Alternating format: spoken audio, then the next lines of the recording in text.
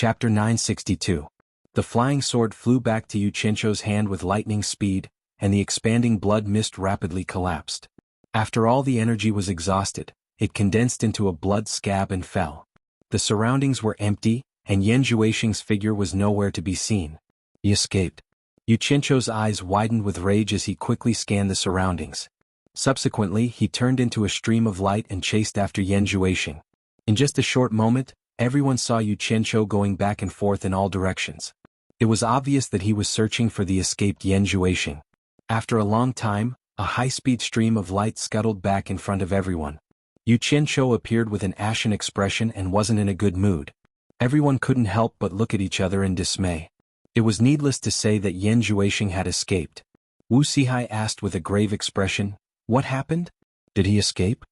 He couldn't help but be worried. Everyone had seen Yan Zhuixing's capability earlier, and if he was to make a comeback, the Wu clan would inevitably suffer a calamity. Xianxia kept the divine sword in his hand and nodded with a gloomy expression. That blood escape is truly strange. No one was able to detect the direction he escaped to. I wonder how he was injured by the sword earlier, but with the mystical power of his devil art, I don't think he will die. I wonder where he is hiding after he is severely injured. It will be great if we can find him and kill him. Wu Sihai spoke with concern. Xianxia seemed to have recalled something after hearing the statement. He looked at the faint palm print on Wu Lishua's face and suddenly glared at the 10,000 demons disciples in the crowd. Those disciples were so frightened that they slowly retreated to the back of the crowd. Who knew that Xianxia would let out a cold snort and clawed at the air with his fingers? There were miserable screams and a few bundles of white smoke exploded in the crowd. This action immediately frightened the disciples of the various sects, causing them to flee in panic. A few ferocious dried corpses fell straight down. Before they could even land on the ground, they had already crashed into the old trees in the forest below. Their bodies were already smashed into pieces and they could not be more dead. Everyone immediately gasped and looked at Xianxia with lingering fear. It was the first time they had seen such a terrifying method of killing people without leaving a trace. Wu Sihai and the others were no exception, and all of them were extremely shocked. To them, this scene was even more terrifying than the scene of Yan Zhuixing being heavily injured. Everyone finally remembered that if Xianxia wanted to kill them, he could do it as easily as lifting his hand. He wouldn't even need to expend any effort. Wu Lishue was so frightened by the terrifying scene that he closed his eyes, not daring to take another look. "Do you like watching a good show?" Xianxia looked at the crowd coldly and said, "I'm not in a good mood right now. If you don't want to die, scram." Once the statement was out, the various sects' disciples immediately ran away, leaving only the Wu clansmen. Wu Sihai lamented in his heart. The current Xianxia was no longer the scum of the cultivation world that everyone wanted to beat up. He looked at the empty surroundings and said, "Xianxia, this isn't the place to talk. Let's go back to the Wu clan first." Among everyone present, he was probably the only one who had the qualifications to order Xianxia around. It wasn't because of his identity as the Wu clan head, but because he was Wu Lishue's grandfather. However, Xianxia let out a cold snort and said, "There is no need. I have something to ask you. How did Schwer get brought here by Yan Zhuixing, and the rest of your Wu clan did not know about it?" As he spoke, his merciless gaze swept across the entire Wu clan, causing everyone to feel uneasy. "Xianxia, I wanted to come out on my own." Wu Lishue immediately told the story of how she was tricked by Yan Zhuixing to come out. She also begged for her sisters who helped her out of kindness. Xianxia was startled. Once this last spoke, he really couldn't bear to pursue the matter. He then asked, "You are saying that Yan Zhuixing can change into someone else's appearance?" Wu Lishue nodded while Xianxia frowned. No wonder he saw Yan Zhuixing wearing clothes that were a size smaller than a normal person. So this was the reason. After some consideration, Xianxia looked at Wu Sihai and the others and said, "As long as Yan Zhuixing isn't dead, Schwer won't be safe in the Wu clan. I want to bring Schwer away. As Schwer's elders, what do you think?" A trace of joy flashed across Wu Lishue's face. She looked at the Wu clan members uneasily. She naturally wanted to stay by Xianxia's side. The Wu clan members looked at each other. Wu Sihai smiled awkwardly and said, "As long as Schwer and her parents agree, the rest is up to you. We naturally won't have any opinions."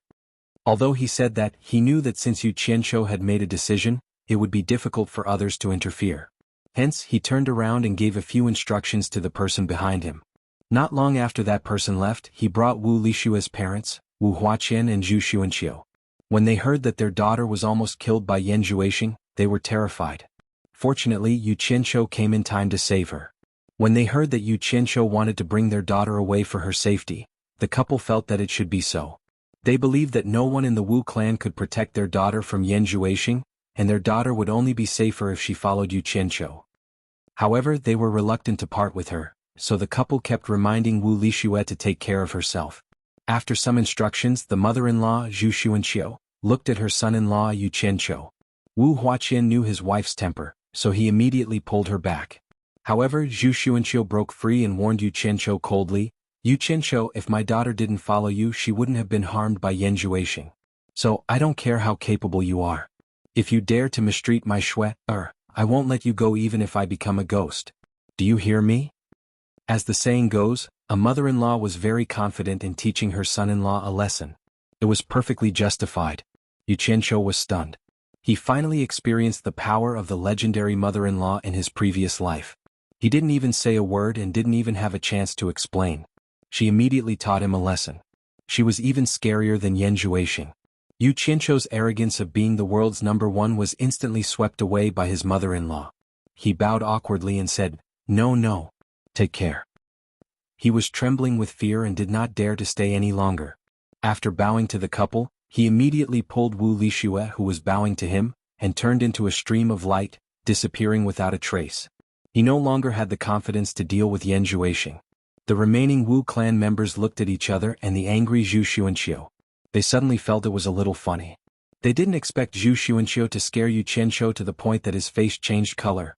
In the depths of the southern sea purple bamboo forest, Wu Lixue, who had her eyes closed, was pulled by Yu Qianqiu. When she opened her eyes, she saw the unusually beautiful purple bamboo swaying in the wind. The fresh air, which was filled with spiritual qi, and the pieces of purple bamboo leaves that were floating down, simply made one feel relaxed and happy.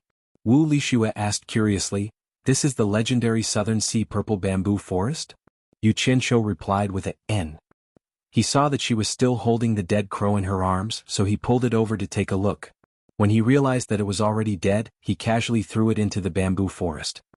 He then comforted Wu Lixue with a sigh, "The crow can be buried in the purple bamboo forest after its death. I believe its spirit will be happy if it knows about this." Wu Lixue stared dumbfoundedly at the crow that was thrown aside like a bone.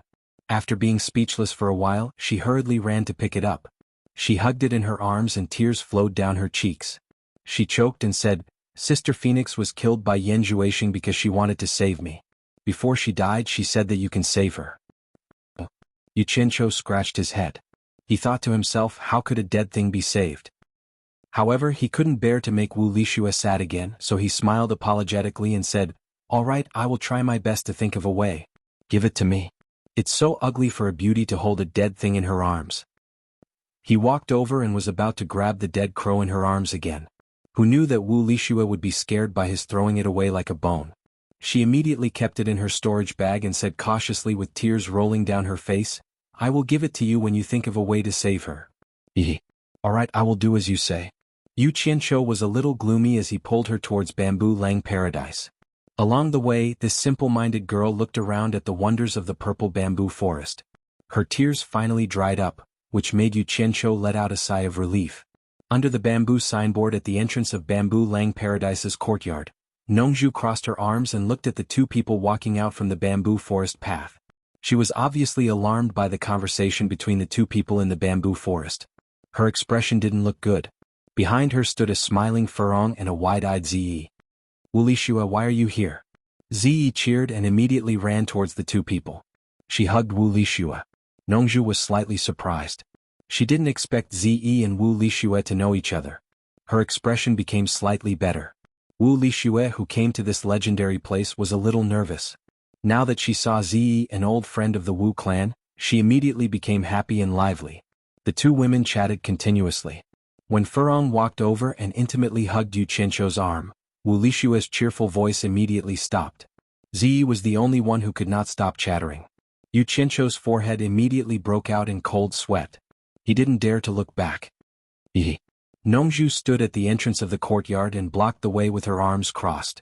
She sneered and said, "What? You brought another one back? How many more are you going to bring to my place?" Damn it. Are you trying to embarrass me on purpose? Yu Qianqiu immediately coughed and changed the topic very seriously. Yan Zhuixing is not dead. I fought with him again before I came here, but he still escaped. The sneer on Nongzhu's face immediately disappeared. She said with a serious expression, "What happened?" Seeing that the topic was successfully changed, Yu Qianqiu immediately told her what happened in detail. Unknowingly, Nongzhu also stepped aside and they walked into the courtyard. The Black Moon Pagoda in Old Devil Yan's hands is actually a divine weapon and a devil blade personally made by the devil god? Nongzhu let out a cold breath. After a long time she came back to her senses and asked in a deep voice, "That guy is a great threat to the human world. What are you going to do?" Chapter 963. Yu Qianqiu looked at Furong and Wu Lixue. He didn't answer the question. "I'm most worried about them. I'm here to bring them back to the immortal world." He was now reflecting on the painful experience. He would rather take the risk of the girls not getting along with him to bring them back. Otherwise, it would be too dangerous for them to stay in the human world. Moreover, Yan Zhuixing could change his appearance. It was simply impossible to guard against him. If one of the girls fell into his hands, he might not be able to save them in time every time. After all, Yan Zhuixing was not a fool. If something happened to him, he might regret it for the rest of his life. The girls looked at each other. Nongzhu frowned and said, "The immortal world is not peaceful. The Heartless Palace is eyeing you covetously. Is it convenient to bring them there? There shouldn't be any big problems in the illusionary immortal city. At least it's safer than the human world." Yu Qianqiu glanced at Ziyi and said, "You and Ziyi should go too. I've fought with Yan Zhuixing before. He does have some tricks up his sleeve, especially the demonic blade in his hand. I'm afraid you're not his opponent now. For safety's sake, let's leave for now." Yes. Ziyi's eyes were sparkling as she nodded to persuade her master. Nongzhu glanced at her angrily and knew what she was thinking. However, when she looked at the purple bamboo forest around her, she hesitated. Obviously she couldn't let it go. After all, the purple bamboos here were his favorite. Yu Qianqiu knew what she was thinking. He smiled and said, "Aren't the disciples of Southern Ming nearby? Let them take care of it for now. When the time is right, everyone can come back. There's nothing to worry about." Nongzhu nodded and said, "That's all we can do." After a short discussion, they decided to leave immediately without further ado. Nongzhu flew away to look for the disciples of the Southern Ming Empire. Yu Qianqiu, on the other hand, headed straight for the backyard of Zhu Lang Blessed Land. Yu Qianqiu came to the door of a bamboo house that looked like a stilted building. Just as he was hesitating whether he should push the door open or not, the bamboo door opened with a creak.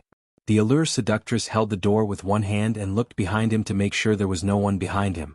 She leaned against the door gracefully and looked at him with her bright eyes, which made Yu Qianqiu's heart palpitate. He coughed and said, Are you used to living here?" The allure beauty covered her mouth and giggled. She then asked with a smile, "Are you here to see me and say goodbye? Or, are you wondering if I'm among the people you're taking away?" Hearing this, Yu Qianqiu was stunned. Obviously, Nongzhu had already woken up from her meditation. The distance between the front and the back of the yard was not big, so it was not difficult for her to overhear the conversation between Yu Qianqiu and Nongzhu. Obviously, she had heard what she should have heard. "Did you hear all of it?" Then he said with a wry smile, "Yan Zhuixing already knew the relationship between you and me. When we were in Lingfang Valley, he used you to threaten me. It's not safe for you to stay in the human world. You'd better leave with me." The allure beauty stretched out her arms and touched her hair. Then she shook her head with a smile and said, "I won't leave." "What?" Yu Qianqiu frowned and said, "It's not too late for you to come back after I find a way to deal with that guy. Please believe me. I'm just leaving for a while. You can come back later if you want." "Of course I believe you. If I didn't believe you, I wouldn't have abandoned my sect and everything to follow you to the purple bamboo forest in the South Sea. Now I'm alone and have no one to rely on. Who else can I trust except you?" The allure beauty winked at him and said. She really couldn't stand it.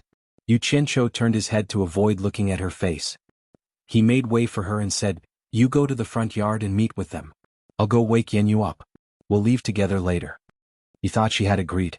Unexpectedly, the allure beauty shook her head slowly and said, "You guys go." "I won't go. Anyway, I'm alone and have no one to love me. If Yan Zhuixing kills me, then so be it. That way you won't pity me and I'll be a burden by your side. I don't want to be someone else's burden." Yu Qianqiu looked back and was speechless. What was she talking about? He then said with a wry smile, "Aren't you just saying that out of anger? Did I offend you in some way?" The allure beauty tilted her head and looked at him curiously. She blinked her eyes and said, "Don't you know where you offended me? This woman really knows how to rub my sore spot." Xianxia felt guilty. Why did he feel that this woman was leading him astray again? So he pretended to be at a loss and shook his head repeatedly. "I really don't know." The allure beauty sneered and said, "Okay, then come in and I'll tell you." She stretched out her jade-like arm and directly grabbed the clothes on Xianxia's chest. She forcefully pulled him in and closed the door. She then set up a soundproof enchantment in the room. She straightened her chest and pressed Xianxia step by step. "Why don't you continue to pretend?" She had already thrown caution to the wind. She knew that if she didn't take this opportunity to force Xianxia to break the window paper, it would be even more difficult in the future. After thinking about it for all these years, she finally understood that the past was in the past. She was still the allure beauty who dared to love and hate. Why should she be bound by invisible constraints and be entangled in the middle of the night when no one was around? So she resolutely decided to be herself. At the same time, she also decided to tear off the hypocritical mask of that lecherous but cowardly guy. Everyone had a clear understanding of the matter. There was no need to face hypocrisy with a conscience. What she liked was what she liked. What did it have to do with others? Of course, it took a lot of courage to make such a decision. It was difficult for her to make up her mind alone.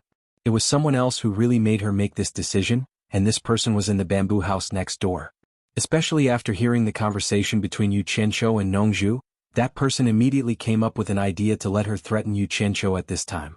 Yanyu, who was sitting cross-legged, slowly opened her eyes after the two people next door entered the room and stopped moving. She smiled bitterly and shook her head. She had seen many things between men and women in the dormant spring house. In this aspect, nothing could be hidden from her eyes. After getting along with the allure beauty for a long time, she naturally found out the secret of the allure beauty. Otherwise, why did the allure beauty go to the cornucopia to find Xianxia in the dormant spring house? It should be known that the more unruly a woman looked on the surface, once she fell in love with a man, she could really do anything. She could die with just a word. This kind of woman could not afford to be hurt. If it was just the wishful thinking of the allure beauty, she would not have fanned the flames. No woman liked her man to have many women. However, she also saw the guilty conscience hidden in the bottom of Xianxia's heart. If he was open-minded, why would he have a guilty conscience? It was only because of some special reasons that he didn't dare to take even half a step out of line. Finally, there was the scene next door. Yanyu didn't know whether she had done a good deed or if she had done something stupid. In fact, she knew in her heart that the reason why she did this was not because she was willing, but because of her inferiority due to being born in a brothel. In addition, she cared too much about Xianxia and was afraid of losing him. She just wanted to please Xianxia, but why was there a trace of bitterness in her mouth that was difficult to swallow? Xianxia had never been so afraid before when he saw the allure temptress's large breasts pressing against him. He retreated in a panic until he was forced to the wall and had nowhere to retreat. He raised his hand and smiled bitterly. "I surrender. I surrender. Stop right there. What do you want?" Seeing his trembling appearance, the allure beauty was angry and funny at the same time. She bit her red lips and said, "In the past I would go wherever you told me to go, and I would not say anything if you took me, but today I want a reason. Why do you want me to listen to you like this?" With a cold expression, Xianxia put down his hands and stood up straight. He said indifferently, "Don't get the wrong idea. You and I have known each other for a long time. I just don't want Yan Zhuixing to use you to threaten me. There is no other meaning. It is not what you think at all." These words should be enough to hurt a woman's heart, but the allure beauty did not take it seriously. She asked with a smile, "What else?" Under such pressure, Xianxia could not pretend anymore. He said with a bitter smile that he also wanted to avoid, "The biggest reason is naturally because you are my master's wife. I have the responsibility and obligation to protect your safety. Go to hell." Hearing this, the allure beauty flew into a rage. She directly grabbed Xianxia's lower body with one hand and grabbed his penis. Xianxia was so shocked that he almost forgot about the pain. His nerves were numb for 3 seconds. Immediately he was in so much pain that tears almost came out. He shouted, "Stinky bitch, quickly give me your hand. You are F***king crazy. Quickly let go. If you don't let go, don't blame me for being rude. There is no good man, especially a perverted man like you who has no guts. You are a good for nothing even if you are alive." The allure beauty did not loosen her grip on his lower body. Instead, she increased her strength. She gritted her teeth and said, "I have already shamelessly sent myself to you. Why are you still pretending? How many days have you known House Sansi? When I broke up with House Sansi, I don't even know if your grandfather was born. Since when did you become a filial son and disciple to care about my affairs? A useless man like you is useless in his lower body. It is better for me to castrate you myself and cut off my future thoughts." "You are crazy," Xianxia roared. His body suddenly emitted green flames, wanting to force the other party to retreat. However, the allure beauty had already thrown caution to the wind. Enduring the unbearable pain, she clenched her teeth and closed her eyes. She shook her head and said, "If you do not give me a reason today, I will not let go even if I die. If you have the ability, then kill me." King let go. "Ouch, it hurts. It hurts." Xianxia really wanted to force out the purple flames and burn the devil's claw that was grabbing him. However, he could not bear to do that. "Ouch," he gave in and said, Tell me, what kind of reason do you want?" Chapter 964. Not long after, a faint red mist rose from Highway's head. It had a slight smell of blood, and it slowly dissipated into the air. Not long after, Highway slowly opened his eyes. When he saw Xianxia in front of him, he recalled everything that had happened. His forehead was instantly covered in sweat. He turned around and knelt in front of Xianxia. He said sorrowfully, "This subordinate deserves to die. I have failed Mister's trust. Whether I deserve to die or not, we can talk about it later. Tell me what happened first." Xianxia said calmly with a fishing rod on his shoulder. In fact, Highway and the others did not know his real secret, so he had nothing to worry about. After Highway told him everything that had happened, Xianxia snorted coldly. "If that's the case, I'm afraid that Mo Xiaojun, Tianyi, and Li Qiuxiang's situation are similar to yours." He did not expect Yan Zhuixing to be so vigilant that he could discover Highway and the others. Before coming here, he had only refined the awakening pill to make complete preparations. As for whether or not someone had been controlled by Yan Zhuixing, he could not guarantee it. However, with his methods, Highway was no match for him. After a slight test, he immediately revealed his true colors. It was even more impossible for him to escape from him. This subordinate not only delayed Mister's matter, but also harmed my own brothers. This subordinate deserves to die. Please punish me, Mister. Highway knelt there with a pale face. "All right. It's not your fault. It was my own negligence. How could you be a match for Yan Zhuixing? Get up." After calling Highway, who was repeatedly thanking him, to his feet, Xianxia looked coldly in the direction of the 10,000 demons. He then took out a jade talisman and crushed it. A faint glow quickly dissipated in the air. Not long after, Highway abruptly raised his head and looked to his left and right. He saw streaks of light flying past his head at an extremely fast speed, fanning out in the direction of the 10,000 demons. Just as he was about to say something, Xianxia waved his hand and said, "Come and meet me at Xiaojuan's place." Seeing Xianxia's nonchalant expression, Highway immediately understood that the group of experts flying over his head were Xianxia's men. Alarmed, he cupped his hands and said, "Yes." By the time he raised his head, Xianxia had already disappeared. His guess was right. These people were indeed Xianxia's men. They were the 3,000 people that Xianxia had brought from the hero army that he had trained in the Divine Ruin realm. After Xianxia gave the order, the 3,000 immortal experts who had already surrounded the 10,000 demons immediately moved towards the 10,000 demons. Their purpose was to flatten the 10,000 demons. Perhaps sending such a powerful lineup to deal with the 10,000 demons was making a mountain out of a molehill, but he was here to completely flatten the 10,000 demons. If he sent other forces in the human world, he was afraid that there would inevitably be fish that slipped through the net. Apart from wanting to cut off all of Yan Zhuixing's external help, he also wanted to use the thunderous momentum of quickly raising the myriad demons' palace to intimidate the others. This was to prevent people from not being able to see the situation clearly and secretly assisting Yan Zhuixing. At the same time, the Green Gang and the Hong Gang had already sent out a large number of people, mobilizing and joining forces with various sects to clean up all the disciples of the 10,000 demons in the Chinese cultivation world and search for Yan Zhuixing. Sikongju of the World Chamber of Commerce had also used the huge network of the World Chamber of Commerce to pass on Xianxia's decree to the forces of various countries. Any disciple of the 10,000 demons would be killed without mercy, and Yan Zhuixing would be rewarded with 10 billion high-grade spirit stones if he was found and reported. All the news would also be fed back to Yu Qianzhou at any time through the huge network of the World Chamber of Commerce. What was even more extreme was that because Yu Qianzhou knew that Yan Zhuixing needed the blood of virgins to cultivate the demonic arts, he issued an order to the world that no matter where, once a woman was found to have disappeared or died for no reason, the local forces must immediately investigate the cause of the disappearance or death, or else they would be severely punished. From this, it could be seen that Yu Qianzhou clearly wanted to force Yan Zhuixing to death this time, and he would not stop until he killed him. As a result, many people sighed endlessly. Nowadays, there was absolutely no one else in the whole world who could mobilize such a huge force at any time except for Yu Qianzhou. As expected, Mo Xiaojun and Hai Wei both ran away after being probed by Yu Qianzhou, but he was caught by Yu Qianzhou on the spot with his fishing rod.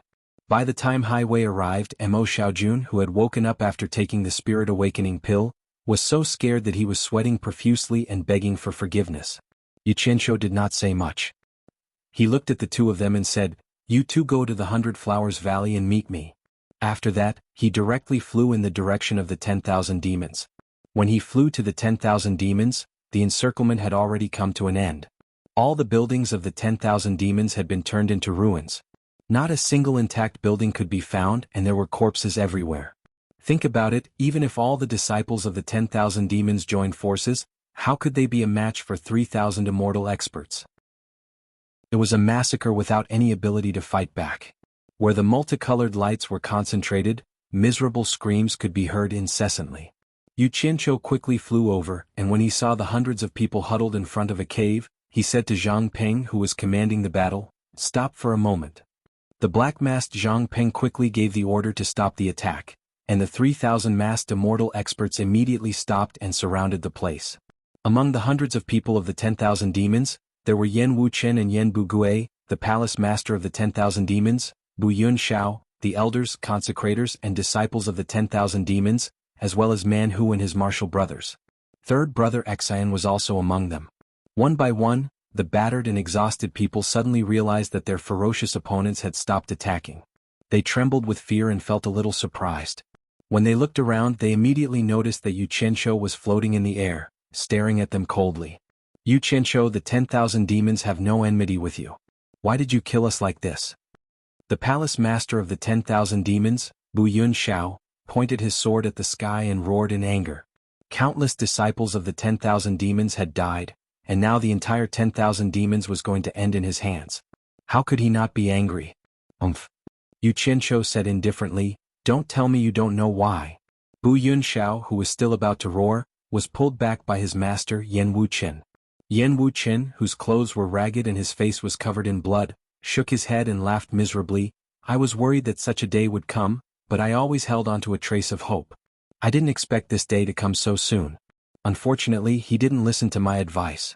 So much so that I implicated the entire 10,000 demons. I am the sinner of the 10,000 demons." He then pulled his son Yan Bugui. The father and son looked at each other without saying a word. Only the winner was the king and the loser was the bandit. The sad wind messed up the blood-stained white hair of the father and son.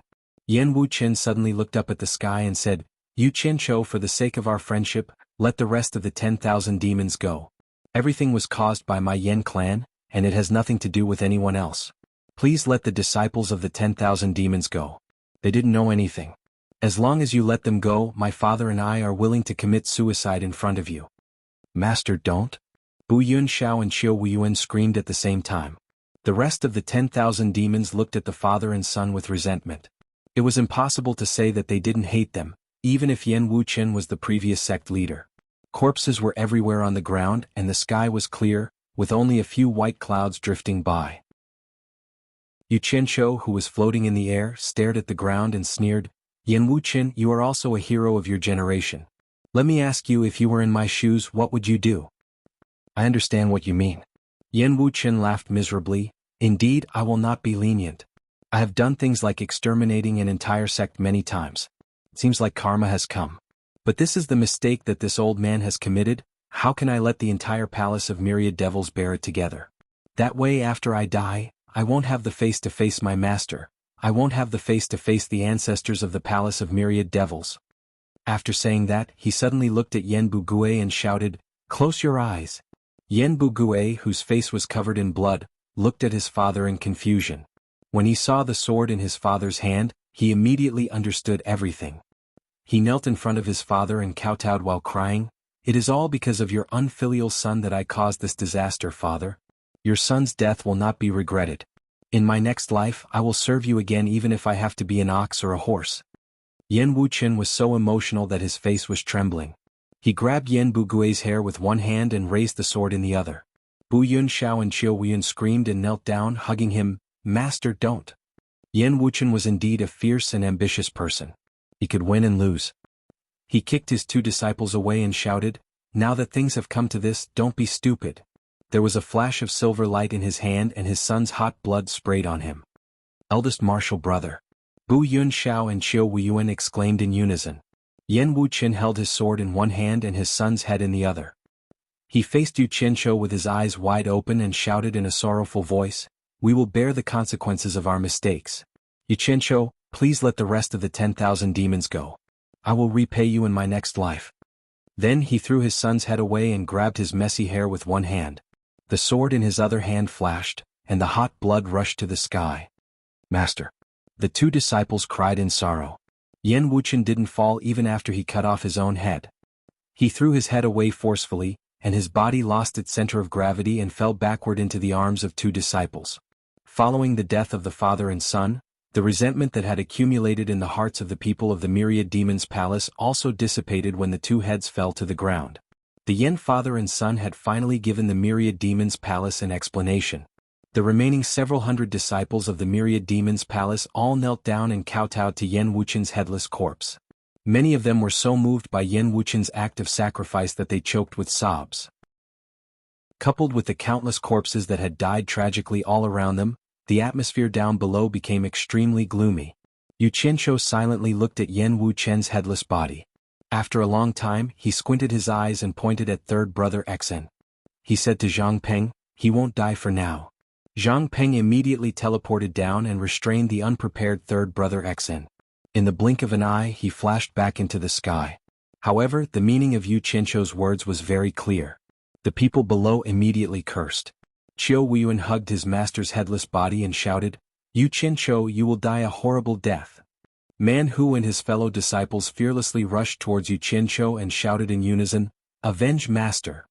Zhang Peng waved his hand and directly ordered, "Kill!" Chapter 965. Senior brother Man Hu and the others knew that it was impossible for them to escape from Yu Qianzhou alive. Hence, they decided to self-detonate their dantian and kill Yu Qianzhou to avenge their master Bing Qingzi. However, the difference in cultivation between the two sides was too great. Before they could reach the sky, countless rays of light shot towards them and turned them into a rain of blood. Even though the remaining several hundred disciples of the myriad demons' palace were united against a common enemy, it was impossible for them to withstand the attacks of 3,000 immortal experts. In an instant, fierce rays of light blinded their eyes, and miserable screams rang out incessantly. In just a short moment, not a single corpse could be found on the ground.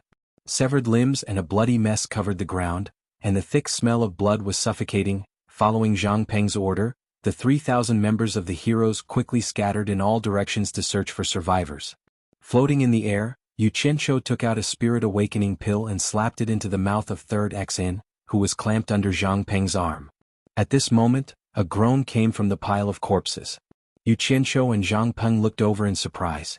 They didn't expect that someone could survive such a fierce attack. The broken limbs were lifted up and a bloody man sat up. To be exact, he didn't have the lower half of his body, and there was a big hole in his chest. It was a miracle that he didn't die, but he wasn't far from death. Yu Qianzhou squinted his eyes and recognized Qiu Wuyuan. Qiu Wuyuan was gasping for breath, and it seemed that he could collapse at any time. Fortunately, his arms were still in good condition and he supported the lower half of his body. After turning his head around, he realized that the corpses of his master and senior martial brother were nowhere to be found. He couldn't help but start crying. He was supposed to be bawling, but the lower half of his body was leaking air. In the end, he cried like a female ghost who had died an unjust death. His voice was hoarse and it made people panic. His tears could no longer flow. He tried his best to look around, hoping to find a fellow disciple who was still alive. However, how could he find a complete corpse in a pool of blood? Who knew that when he moved a little too much, half of his body would sway, and his arms would clumsily support his back. When he stabilized his body, he saw Yu Qianqiu in the air. Their gazes intertwined and became extremely complicated. The enmity between them had already vanished like smoke in thin air, and the gazes they used to look at each other had returned to the distant past. Yu Qianqiu remembered the difficult days after he entered the cultivation world. He was lucky enough to not die in Ongquangsung. After he escaped from Ongquangsung like a stray dog, he didn't dare to come out and hide in the pillar of the state general's residence. Later, he met Guan Yu, and under Guan Yu's lead, he went to the Hundred Flowers Valley. It was in the Hundred Flowers Valley's Hundred Flowers house that he met a slightly sloppy old man. The two of them were drinking and chatting at the same table. That sloppy old man was Qiu Weiyuan, who was now on the brink of death. That was the first time he met Qiu Weiyuan. After that, the encounters between the two of them appeared before Yu Qianqiu's eyes like smoke. He really couldn't match the bloody man in front of him who was about to die. Yu Qianqiu almost couldn't remember anything else. These years had passed in a hurry. He had always been busy searching for the supreme path, wanting to break free from the misfortune of his previous life. Many people and matters had been left behind by him one by one. In short, he had killed a lot of people and his hands were stained with blood. He didn't know if it was because he was really cruel, or because he had always been estranged from the people and things in this world. The first thing that came to Qiu Weiyuan's mind was the scene in the Hundred Flowers house. He met two young men while drinking alone. One of them was the guy who flattered him, Yu Qianqiu, in front of him. As for the other one, he didn't seem to have seen him again. After they parted ways, he only had a slight impression of this flattering young man because he was a little interesting. He didn't even think that he would meet him again because he was just an insignificant individual cultivator. His status was worlds apart from his. However, after so many years, the rise of this young man could be called a miracle. Many people couldn't stop him even if they wanted to. As a result, he walked step by step to where he was today. He was even strong enough to destroy 10,000 demons with a wave of his hand. If he had known this earlier, he would have killed him to prevent future troubles. But who would have thought that this day would come? Who would pay any attention to an insignificant wandering cultivator? Things are a human, not. Qiu Weiyuan's throat spat out a few inaudible words. His eyes that were looking at the sky gradually became dull and lifeless. Bang! Zhang Peng slashed out a ray of light and blew him into pieces on the spot. Yu Qianqiu was also startled by this sound and woke up from his memories. Looking at the scene of corpses below him, his Adam's apple moved slightly. When he turned to glance at Zhang Peng, he saw that Third Xian's eyes were unfocused and his face was ashen. It was obvious that he had remembered something. Yu Qianqiu took a deep breath of the air that was filled with the thick smell of blood.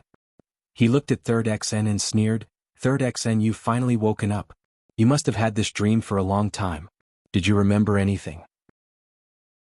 Zhang Peng immediately grabbed the back of Third Xian's neck by his clothes and dragged him in front of Yu Qianqiu. Third Xian slowly raised his bloody face and looked at Yu Qianqiu with a bitter expression. Yu Qianqiu, let me go back to Lingfang Valley and find my master to apologize. I will cut my throat in front of my master. You don't have to do it." "Lingfang Valley? Your master?" Yu Qianqiu laughed as if he had heard a funny joke. He shook his head and said, "With your help, Lingfang Valley has long been destroyed by Yan Zhuixing. In order to save your brothers, your master was humiliated by Yan Zhuixing. He almost lost his life. As for your brothers, none of them were spared. All of them were killed by Yan Zhuixing. Today's Lingfang Valley has already become a barren mountain. Your master has also left disheartened. Only the souls of your brothers are lingering here. You're just an animal that helps a tiger do evil. What do you want to go back to see?" After hearing this, Third Xian looked at Yu Qianqiu with fear in his eyes. It was as if he had seen a ghost. His chest was heaving up and down and he was holding his breath. But in the end he could not hold his breath. He spat out a mouthful of blood and asked in a trembling voice, "Is what you said true? Yan Zhuixing never abandoned you and kept you by his side. He trusted you so much. Didn't he tell you about this?" Yu Qianqiu snorted coldly and said, "Everyone in the cultivation world knows about this. If it weren't for our friendship, you would have died by my hands long ago. Do you think there's any point in me lying to you?" Third brother Xian was stunned like a wooden chicken. After struggling for a long time, Yu Qianqiu signaled Zhang Peng to let go and said, "For the sake of your master, I won't kill you. Get lost." "Where's my master? I want to see her." Third Xian asked with a bleak expression. "I think you can forget about that. Your master has finally recovered from her sadness and despair. It would be strange if she didn't get agitated when she sees you. Yu Qianzhou sneered. I understand. Third brother Xian nodded silently. He took out a jade archive from his storage pouch and wrote something on it. After he was done, he handed it to Yu Qianzhou and said, I'll have to trouble you to pass this to my master. That won't be a problem. Yu Qianzhou received the jade archive and skimmed through its contents. He was shocked and shouted, Old Third Xian Yu? However, he was too late to stop Old Third Xian. He saw Old Third Xian's chest puff out as a hole appeared where his heart should have been. Finally, blood gushed out of his mouth.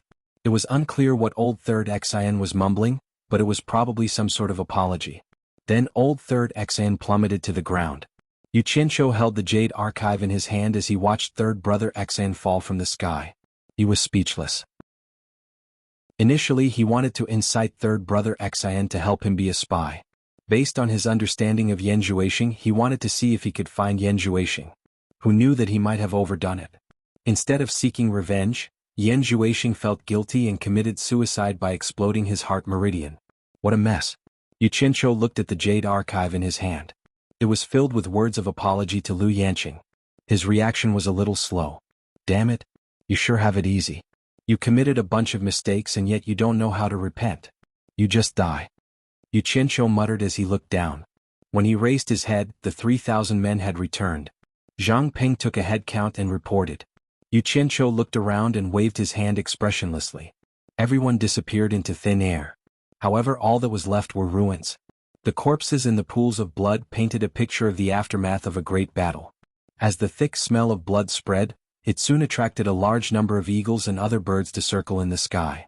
The carnivores hiding deep in the mountains also began to poke their heads out of their caves. Smelling the blood in the air, they became unusually excited and restless. In the sky above the back mountain of the 100 Flowers Valley, Amano and Li Qiuxiang hung their heads in fear behind Yu Qianzhou. Yu Qianzhou looked deeply at the magnificent 100 Flowers Palace on the top of the mountain in the distance. He had wanted to bring people to destroy the 100 Flowers Palace in one fell swoop, but when he recalled Qiu Wuyuan's gaze before he died, a string in his heart moved. He remembered his promise to Ma Jiugu of Fuxian Island, that he would take care of Bai Hua Fairy and her daughter. It was also because of this that he did not bring back the 3,000 men from the 10,000 demons to the realm of gods after sending them back to the 100 Flowers Valley.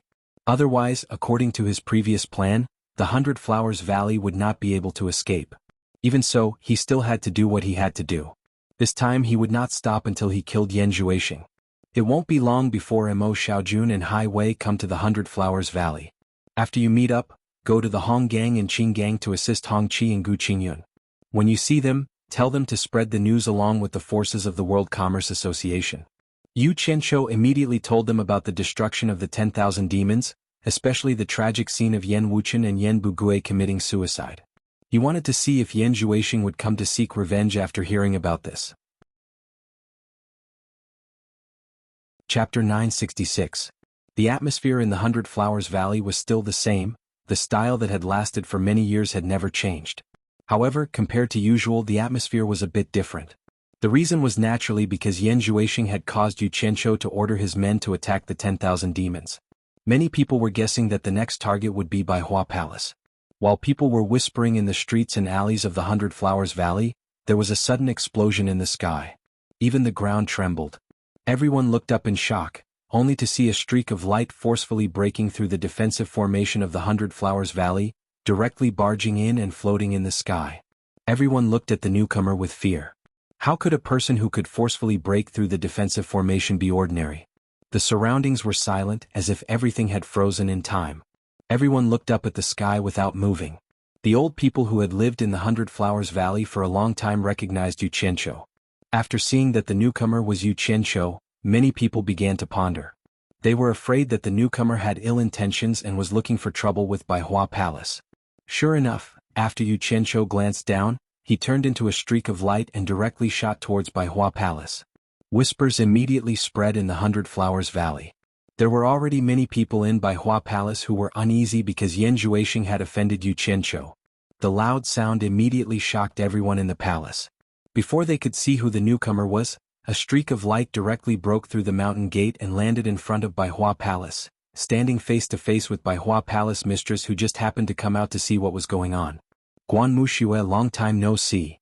Yu Qianqiu stared coldly at Bai Hua Fairy and directly called out her name.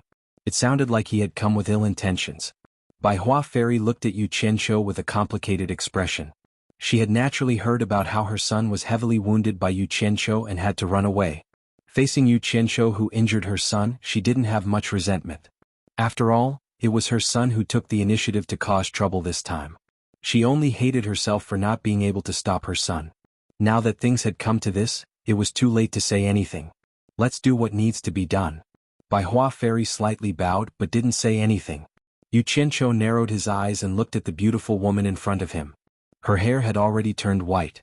Exhaustion was evident on her face. Obviously, she had not been less worried about Yan Zhuixing. Yu Qianqiu, what do you want? A figure flashed by.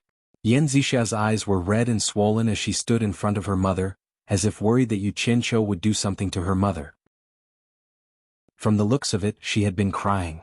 Yu Qianqiu's gaze stopped for a bit at Yan Zixia's face, then said, "Move aside, I have something to talk to your mother about." "No." Yan Zixia protected her mother with all her might and shouted, "My brother's matter has nothing to do with my mother. If you want to kill someone, just kill me." "Ah."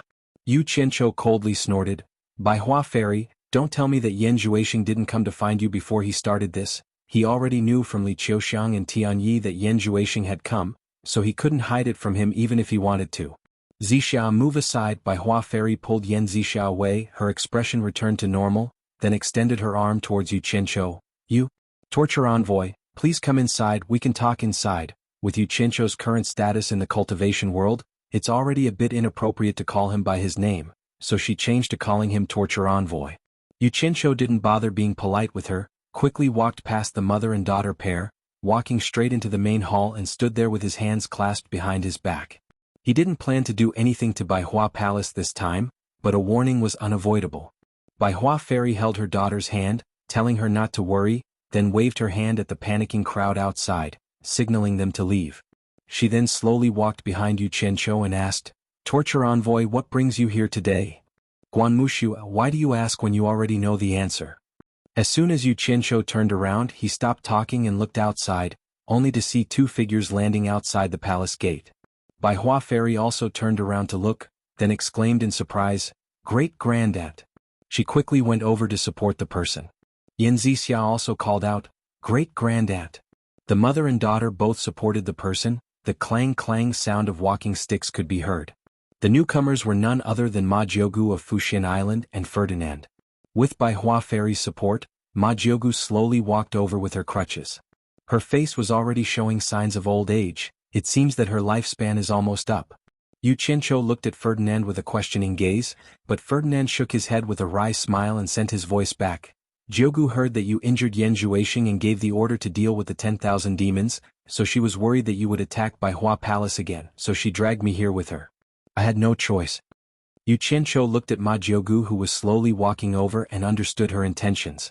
She was afraid that he wouldn't be able to protect Bai Hua Fairy and her daughter, so she dragged her father-in-law here. In fact, the fact that Ferdinand was his father-in-law was only known by the higher-ups of Fuxian Island. Outsiders were strictly forbidden from knowing, so Ma Jianghu was naturally one of those who knew. Ma Jianghu opened her drooping eyelids and laughed. "It seems that my old bones came just in time, just in time." She then walked in front of Yu Qianqiu, cupped her hands and bowed, "Greetings, Torture Envoy." "Isn't this disgusting?" Yu Qianqiu's expression twitched. This old woman's greeting really made him feel uncomfortable. He immediately reached out to support her, then bowed, "Greetings, Jianghu." Ma Jianghu immediately nodded and praised, "Good, good, good. It seems that I didn't misjudge you." She first put on a hat, then asked, "I heard that Torture Envoy has issued a decree to eradicate the 10,000 demons. Unfortunately, I'm old and useless, otherwise I would definitely follow Torture Envoy's decree and take the lead to eradicate the 10,000 demons. Please forgive me, Torture Envoy." Saying so, she bowed again and apologized. Yu Qianqiu was speechless. He had already experienced this old woman's temperament. She was an old woman who hid a needle in a velvet glove, but he couldn't do anything to her. After all, she had helped him several times. Left with no choice, he quickly bowed and supported Ma Jianghu. "I dare not. I can order anyone, but I dare not order you." However, Yu Qianqiu was not prepared to let the other party casually manipulate him. The hierarchy of people was a matter of status. He had to protect what he needed to protect. Immediately he said, "Besides, the matter of the myriad demons' palace has already been resolved. I have already sent people to flatten the myriad demons' palace." Yan Wuchen, the culprit who connived with Yan Zhuixing, apologized in public and personally cut off the head of his son Yan Bugui, then committed suicide. The matter of the 10,000 demons is over, so Jianghu doesn't need to worry about it. As soon as these words came out, the atmosphere in the hall suddenly changed. Yu Qianqiu could feel that Ma Jianghu's arm, which he was supporting, slightly trembled. Ferdinand was even more dumbfounded as he looked at him. He didn't expect him to eradicate the number one demonic sect so quickly. In fact, not much time had passed since the 10,000 demons were eradicated. Yu Qianqiu directly teleported here after finishing the matter over there, so the news didn't have time to spread out. Naturally, no one else knew about it. Yan Bugui is dead. Bai Hua Fairy's face instantly turned pale, and her body staggered a few steps back. In fact, she and Yan Bugui had always had a good relationship. They were forced to separate because they had no other choice. Now that she heard that her husband was dead, she couldn't take the blow. "You killed my father. I'm going to kill you." Yan Zixia suddenly roared crazily after a moment of absent-mindedness. She rushed towards Yu Qianqiu, but before she could touch Yu Qianqiu, she was hit by Ma Jianghu's demon slayer staff and fainted on the spot. Chapter 967. Ma Jianghu ignored her, and now was not the time to care about her. There were more important things to deal with. She turned her head to look at the absent-minded Bai Hua Fairy, then looked at Yu Qianqiu and said with a smile, "Torture envoy, you are indeed swift and decisive. May I ask if you are here because that unfilial son of Mu Shui has caused trouble and wants to implicate Bai Hua Palace?" Jianghu is wise. Yu Qianqiu followed up on her words. Yan Zhuixing's demonic technique is extremely vicious and has endangered the safety of the entire cultivation world. Before he came out to cause trouble, he came to Bai Hua Palace and met with Bai Hua Fairy, but Bai Hua Fairy concealed it and almost caused a disaster. This is tantamount to becoming the enemy of the entire cultivation world. If he is not punished severely, I'm afraid it will be difficult to convince the public. Ferdinand looked at him speechlessly. However, the winner is king and the loser is the bandit. The winner is always right, so what can others do? Ma Jianghu naturally understood this, but she still nodded in agreement. "Torture envoy, I deeply admire you for taking care of the safety of the entire cultivation world. However, it is innate for a mother and son to be connected. How many mothers in the world would harm their own son? Moreover, Mu Shui had only met Yan Zhuixing once and did not help him with anything. This meant that Mu Shui still had a clear view of what was right and what was wrong. She shouldn't be implicated. Don't you think so, torture envoy?" Yu Qianqiu looked at this seemingly slow-witted but actually shrewd old woman in front of him and felt a bit of admiration for her. She was already past her prime, but she still ran around for the sake of a younger generation. It was truly admirable. But he still insisted, "Jianghu is right, but if I don't punish him severely, it will be difficult to convince the public. If this matter is spread out and someone else helps Yan Zhuixing, how can I deal with it?" Ma Jianghu slowly turned her head to look at the absent-minded Bai Hua Fairy, then said, "I'm sure that only the few of us here know about this matter. If Torture Lord is willing to spare the mother and daughter, I guarantee that no one else will leak this matter, otherwise Torture Lord can blame it on this old lady." Saying so, she looked at Ferdinand. "Ferdinand can be a witness." Hearing this, Ferdinand smiled bitterly in his heart. She wanted him to speak, so he coughed and looked at Yu Qianqiu and said, "I can vouch for the mother and daughter to ensure that this matter will not be leaked out. Otherwise I will be held accountable." Ma Jianghu nodded with satisfaction. This was exactly what she wanted. Yu Qianqiu's eyes flickered as he looked at the two of them. He remained silent and appeared to be in a difficult position. He wasn't in a hurry to answer. He just wanted to waste his time here. Ma Jianghu didn't expect Yu Qianqiu to still refuse to let go even after Ferdinand had spoken. After thinking for a long time, she frowned and said, "I remember that Torture Lord had promised me to protect the mother and daughter. Do you still remember it?" Yu Qianqiu snorted in his heart. He was waiting for this sentence. Yan Zhuixing had used his women to threaten him twice. If he still wanted to protect his mother and sister, wouldn't that make him even more unscrupulous? He immediately said in a deep voice, "This is completely different from my promise to protect them. Don't tell me I still have to protect them if they join forces with Yan Zhuixing to take my life one day? However, since Aunt Jiao brought up my original promise to talk about this matter, I will let the mother and daughter go today. It will be as if the original promise was used up by the mother and daughter." From now on, I will have nothing to do with them. Ma Jiugu was stunned for a moment, then shook her head. With her shrewdness, she immediately understood. She smiled bitterly and said, "So you were waiting for me here. But it's fine. Since I don't have the intention, why should I force it?" Saying so, she walked towards the absent-minded Bai Hua fairy with her crutch, held her hand and sighed, "Girl, your man is useless and your son is causing trouble. What's the point of staying here? Come, let's go home." "Go home? Where is my home? Broken, scattered." Bai Hua fairy recovered from her trance and looked at Ma Jiugu with tears in her eyes. "Girl, don't cry. Go back to supporting Immortal Island. Supporting Immortal Island will always be your home.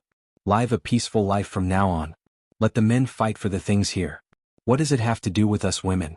If we continue to get involved, the ones who will be hurt will always be us women."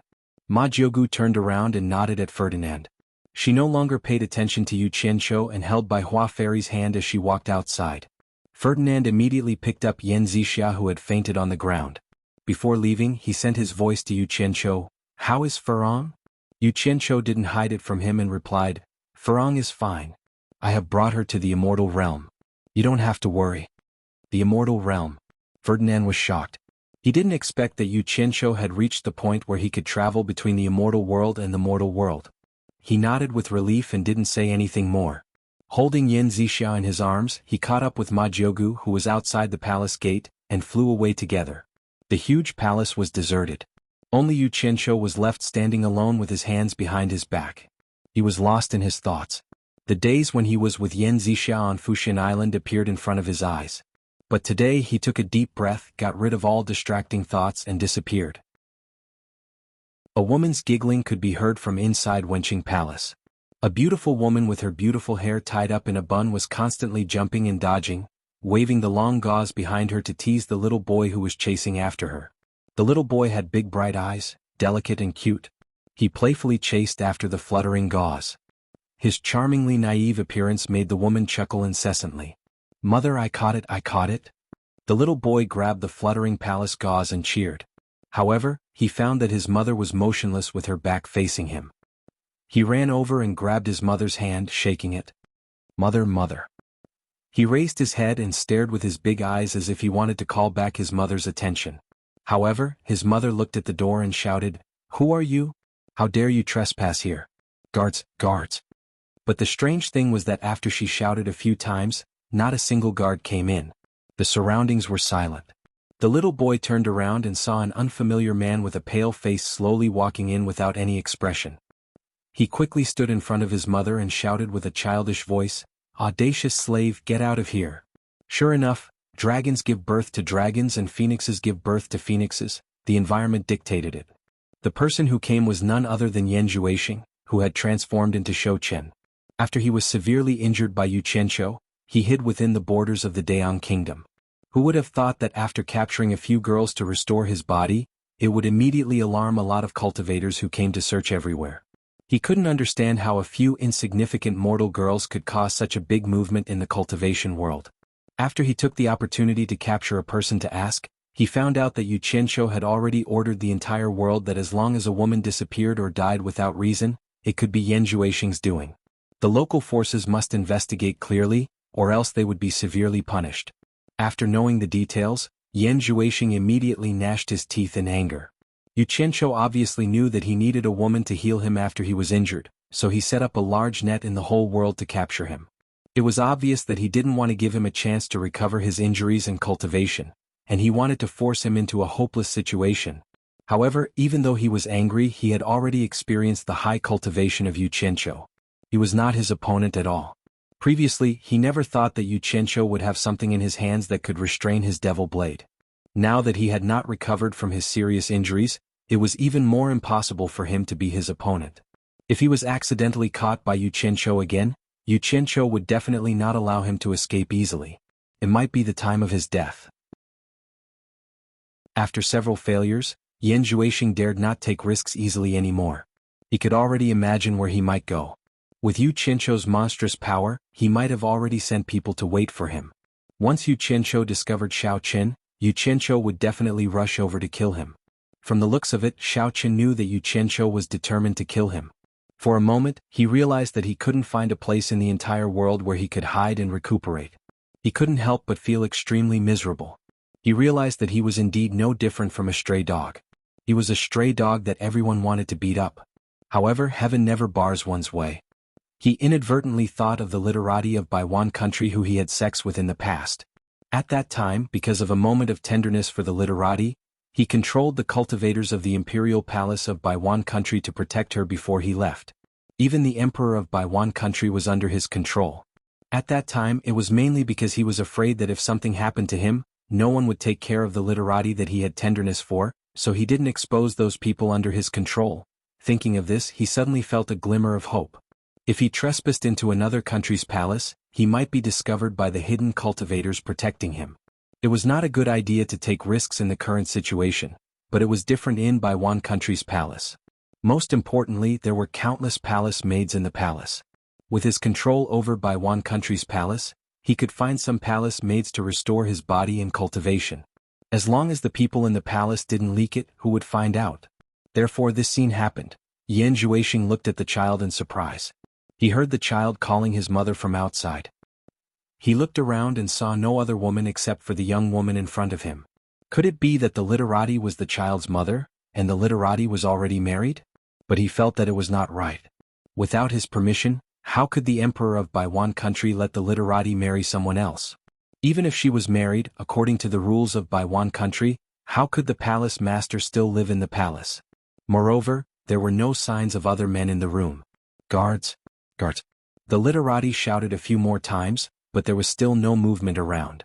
Looking at the cold and unfamiliar man in front of her, she couldn't help but panic. The palace maids and guards outside were all absolutely loyal people that man had left for her. Apart from her, even her brother, the emperor, couldn't order them around. Now that there was no movement, the situation could be imagined. The literati immediately pulled her son behind her to protect him. She looked at the man in horror and asked, "Who are you? Why did you trespass here?" Chapter 968. Princess Wenqing, you are indeed a forgetful person. Yan Zhuixing sneered. A mass of black murderous aura came out from his body and wrapped around his whole body.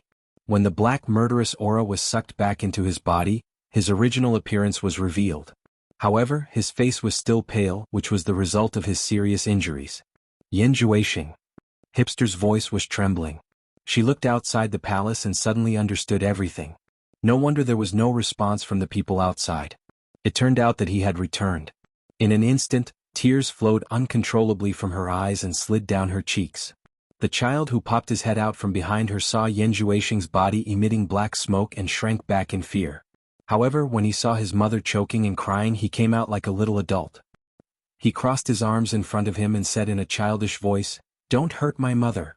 However, it was obvious that the little adult was shivering. He had never seen someone who could change his appearance. Obviously he was still afraid.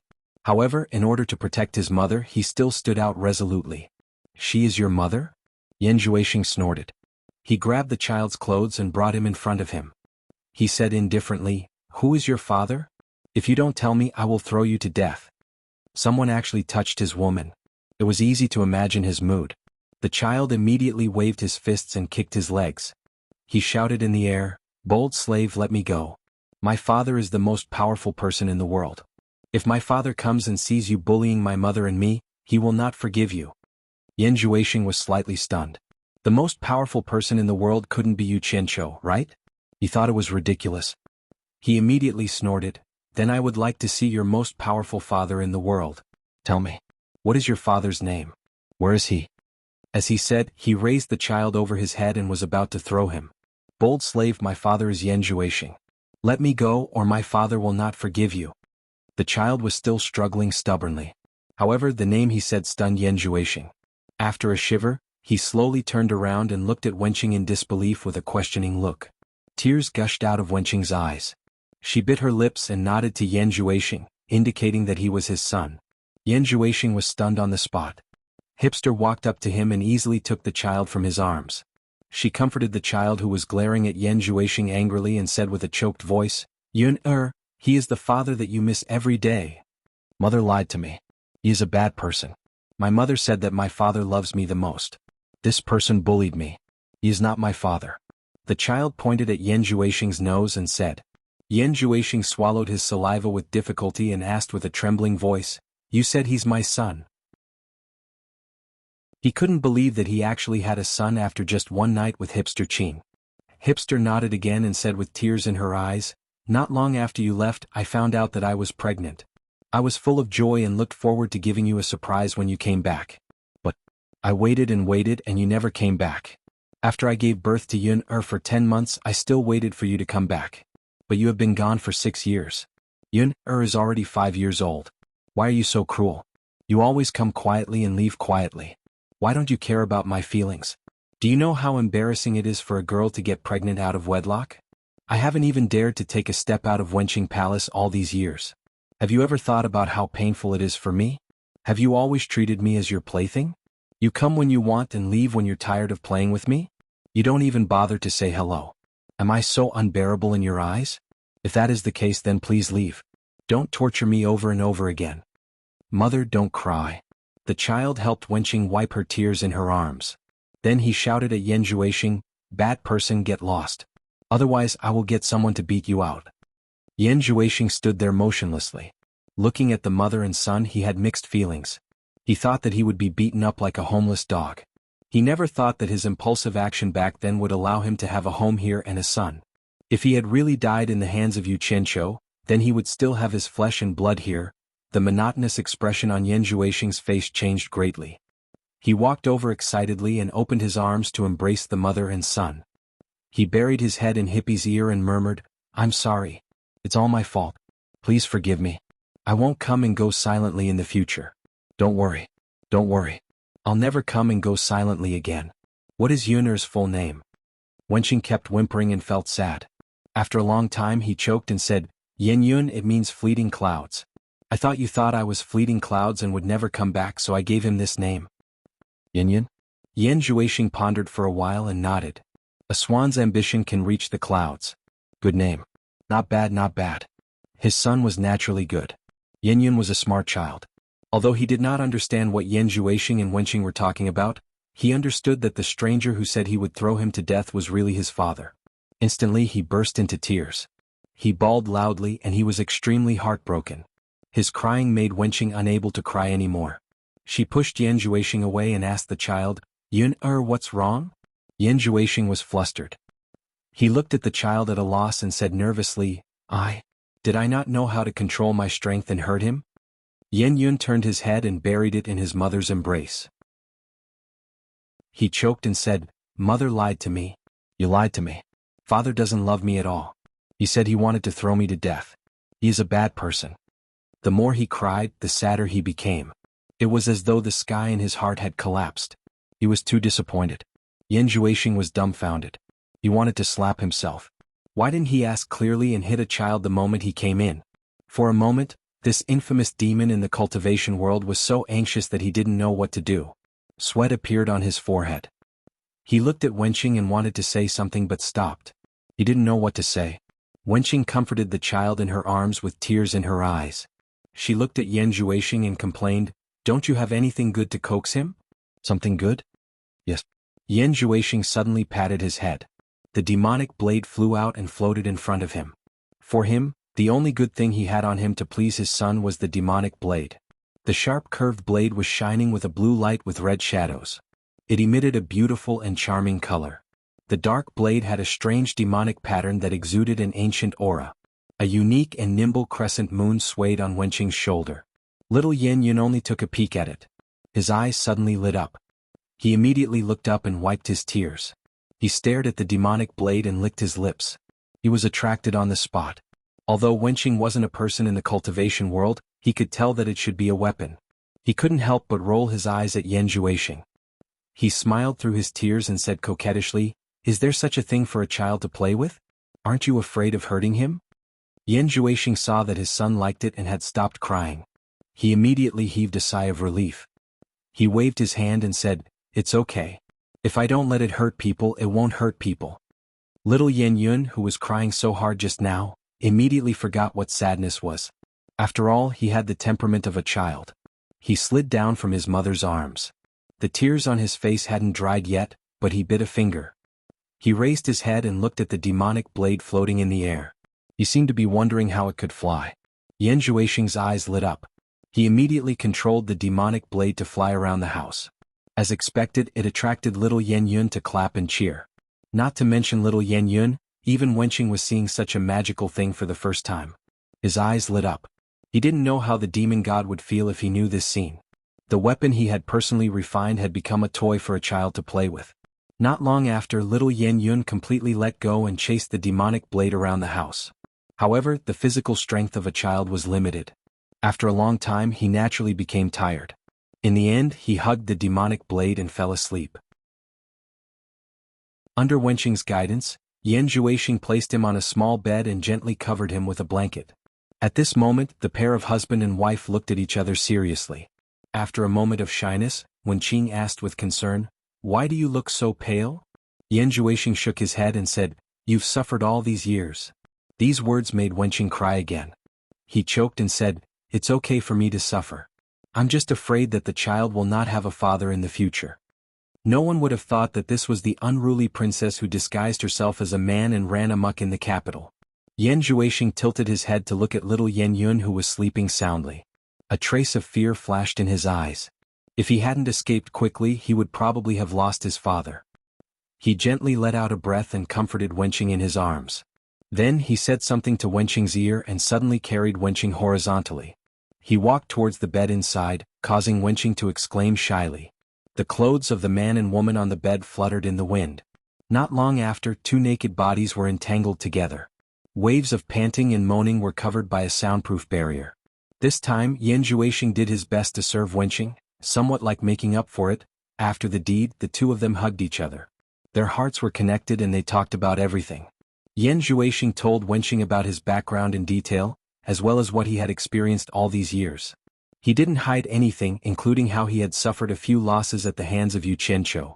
Wenqing was just a mortal. This was the first time she had heard of the exciting and bizarre stories of the cultivation world.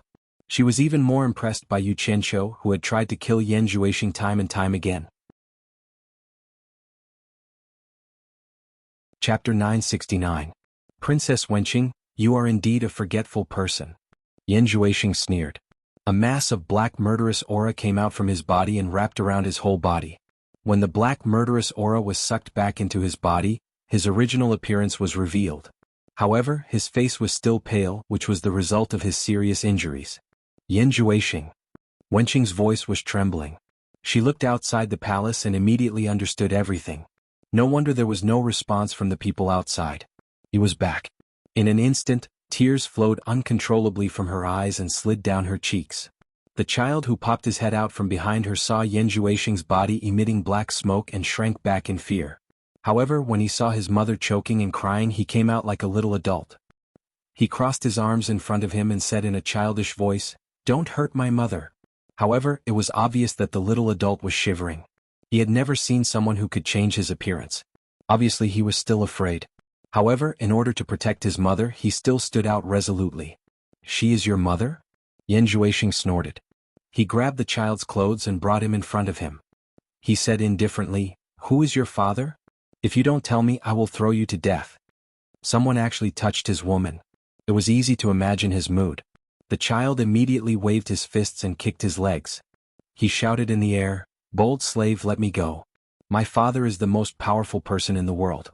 If my father comes and sees you bullying my mother and me, he will not forgive you." Yan Zhuixing was slightly stunned. The most powerful person in the world couldn't be Yu Qianqiu, right? He thought it was ridiculous. He immediately snorted, "Then I would like to see your most powerful father in the world. Tell me, what is your father's name? Where is he?" As he said, he raised the child over his head and was about to throw him. "Bold slave, my father is Yan Zhuixing. Let me go or my father will not forgive you." The child was still struggling stubbornly. However, the name he said stunned Yan Zhuixing. After a shiver, he slowly turned around and looked at Wenqing in disbelief with a questioning look. Hipster burst into tears and nodded to Yan Zhuixing with misty eyes. He bit his lips and nodded to Yan Zhuixing, indicating that he was his son. Yan Zhuixing was stunned on the spot. Hipster walked up to him and easily took the child from his arms. She comforted the child, who was glaring at Yan Zhuixing angrily, and said with a choked voice, "Yun, he is the father you miss every day." Mother lied to me. He was a bad person. Mother said that father loves me the most. This person bullied me. He is not my father. The child pointed at Yan Zhuixing's nose and said. Yan Zhuixing swallowed his saliva with difficulty and asked with a trembling voice, "You said he's my son." He couldn't believe that he actually had a son after just one night with the hipster. Hipster nodded again and said with tears in her eyes, "Not long after you left, I found out that I was pregnant. I was full of joy and looked forward to giving you a surprise when you came back. But I waited and waited and you never came back. After I gave birth to Yun for 10 months, I still looked forward to your return every day. But you have been gone for 6 years. Yun is already 5 years old. Why are you so cruel? You always come quietly and leave quietly. Why don't you care about my feelings? Do you know how embarrassing it is for a girl like me to get pregnant out of wedlock? I almost didn't dare to take a step out of Wenqing Palace all these years. Have you ever thought about how painful it was for me? Have you always treated me as your plaything? You come when you want and leave when you're tired of playing with me? You don't even bother to say hello. Am I so unbearable in your eyes? If that is the case, then please leave. Don't torture me over and over again." "Mother, don't cry." The child helped Hipster wipe her tears in her arms. Then he shouted at Yan Zhuixing, "Bad person, get lost or I will get someone to beat you out." Yan Zhuixing stood there motionlessly. Looking at the mother and son, he had mixed feelings for a moment. He thought that he would be beaten up like a homeless dog. He never thought that his impulsive action back then would give him a home here and a son. If he had really died in the hands of Yu Qianqiu, then he would still have his flesh and blood here. The monotonous expression on Yan Zhuixing's face changed greatly. He walked over excitedly and opened his arms to embrace the mother and son. He buried his head in Hippie's ear and murmured, "I'm sorry. It's all my fault. Please forgive me. I won't come and go silently in the future.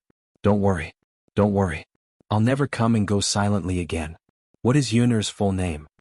Hippopotamus whimpered incessantly. After a long while he choked with sobs and said, "Yen Yun, a homonym for passing clouds and smoke. I thought you thought of me as a passing cloud and would never return, so I gave him this name." "Yen Yun?" Yan Zhuixing pondered for a moment and nodded. "A swan's ambition can reach the clouds. Good name. Not bad, not bad." His son was naturally good. Yen Yun was a smart child. Although he didn't quite understand what Yan Zhuixing and Hipster were talking about, he figured out that the stranger who said he would kill him was really his father. Instantly he burst into tears. Yen Yun was a smart child. Yen Yun didn't understand what Yan Zhuixing and Hipster were talking about. He bawled loudly and he was extremely heartbroken. His crying made Hipster unable to cry anymore. She pushed Yan Zhuixing away and asked the child, "Yun, what's wrong?" Yan Zhuixing was flustered. He looked at the child helplessly and said nervously, Did I not know how to control my strength and hurt him?" Yen Yun turned his head and buried it in his mother's embrace. He choked and said, "Mother lied to me. You lied to me. Father doesn't love me at all. He said he wanted to kill me. He is a bad person." The more he cried, the sadder he became. It was as though the sky in his heart had collapsed. He was too disappointed. Yan Zhuixing was dumbfounded. He wanted to slap himself. Why didn't he ask clearly? Why did he hit a child the moment he came in? For a moment, the notorious devil in the world of cultivators was so anxious that he didn't know what to do. Cold sweat appeared on his forehead. He looked at Hipster and wanted to say something but then hesitated. He didn't know what to say. Hipster comforted the child in his arms with tears in his eyes. He looked at Yan Zhuixing with a good mood and complained, "Don't you have anything good to coax him?" "Something good?" "Yes." Yan Zhuixing suddenly patted his head. The demonic blade flew out and floated in front of him. For him, the only good thing he had was the demonic blade to please his son whom he had just met for the first time. The sharp curved blade was shining with a cold blue light with red shadows. It emitted a magnificent and charming color. The dark blade had a strange demonic pattern that exuded an ancient aura. A unique and nimble crescent moon swayed on Hipster's shoulder. Little Yen Yun only took a peek at it. His eyes suddenly lit up. He immediately raised his head and wiped his tears. He stared at the demonic blade and licked his lips. He was attracted on the spot. Although Hipster wasn't a person in the cultivation world, he could tell that it should be a weapon. He couldn't help but roll his eyes at Yan Zhuixing. He smiled through his tears and said coquettishly, "Is there such a thing for a child to play with? Aren't you afraid of hurting him?" Yan Zhuixing saw that his son liked it and had stopped crying. He immediately heaved a sigh of relief. He waved his hand and said, "It's okay. If I don't let it hurt people, it won't hurt people." Little Xuanhuan, who was crying so hard just now, immediately forgot what sadness was. After all, he had the temperament of a child. He slid down from his mother's arms. The tears on his face had yet to dry, but he bit a finger. He raised his head and looked at the demonic blade floating in the air. He seemed to be wondering how it flew. Xuanhuan's eyes lit up. He immediately controlled the demonic blade to fly around the house. As expected, it attracted little Xuanhuan to clap and cheer. Not to mention little Xuanhuan, even Hipster was seeing such a magical thing for the first time. His eyes were full of splendor. He didn't know how the demon god would feel if he knew this scene. The divine weapon he had personally refined had become a toy for a child to play with. Not long after, little Xuanhuan completely let go and chased the demonic blade around the house. However, the physical strength of a child was limited. After a long time, he naturally became tired. In the end, he hugged the demonic blade and fell asleep. Under Hipster's guidance, Xuanhuan placed him on a small bed and gently covered him with a blanket. At this moment, the pair of husband and wife looked at each other seriously. After a moment of embarrassment, Hipster asked with concern, "Why is your face so ugly?" Xuanhuan shook his head and said, "You've suffered all these years." These words made Hipster cry again. He choked and said, "It's okay for me to suffer. I'm just afraid that the child will not have a father in the future." With such an appearance, no one would have thought that this was the unruly princess who disguised herself as a man and ran amok in the capital.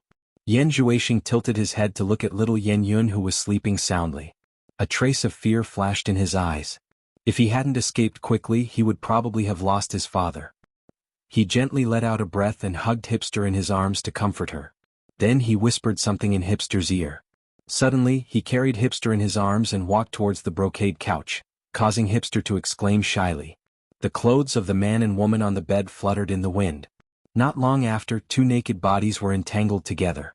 Waves of panting and moaning were enveloped by the soundproof barrier. This time, Xuanhuan did his best to serve Hipster, somewhat like making up for it. After making love, the two of them hugged each other and talked about everything. Xuanhuan told Hipster in detail about his background and what he had experienced all these years. He didn't hide anything, including how he suffered a few losses at the hands of Xianxia. Hipster was just a mortal. It was the first time she had heard of the exciting and bizarre stories of the cultivation world. She was even more impressed by Xianxia, who had repeatedly tried to kill Xuanhuan. Chapter 970.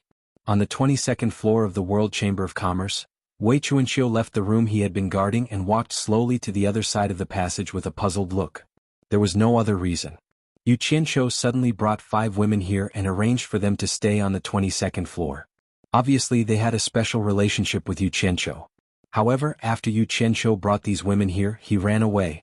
He couldn't find them even if he wanted to solve his doubts. After some deliberation, he decided to personally investigate the matter. He had to figure out what was going on. Since his adopted daughter, Bai Sujin, was Xianxia's woman, then what was going on with these 5 women?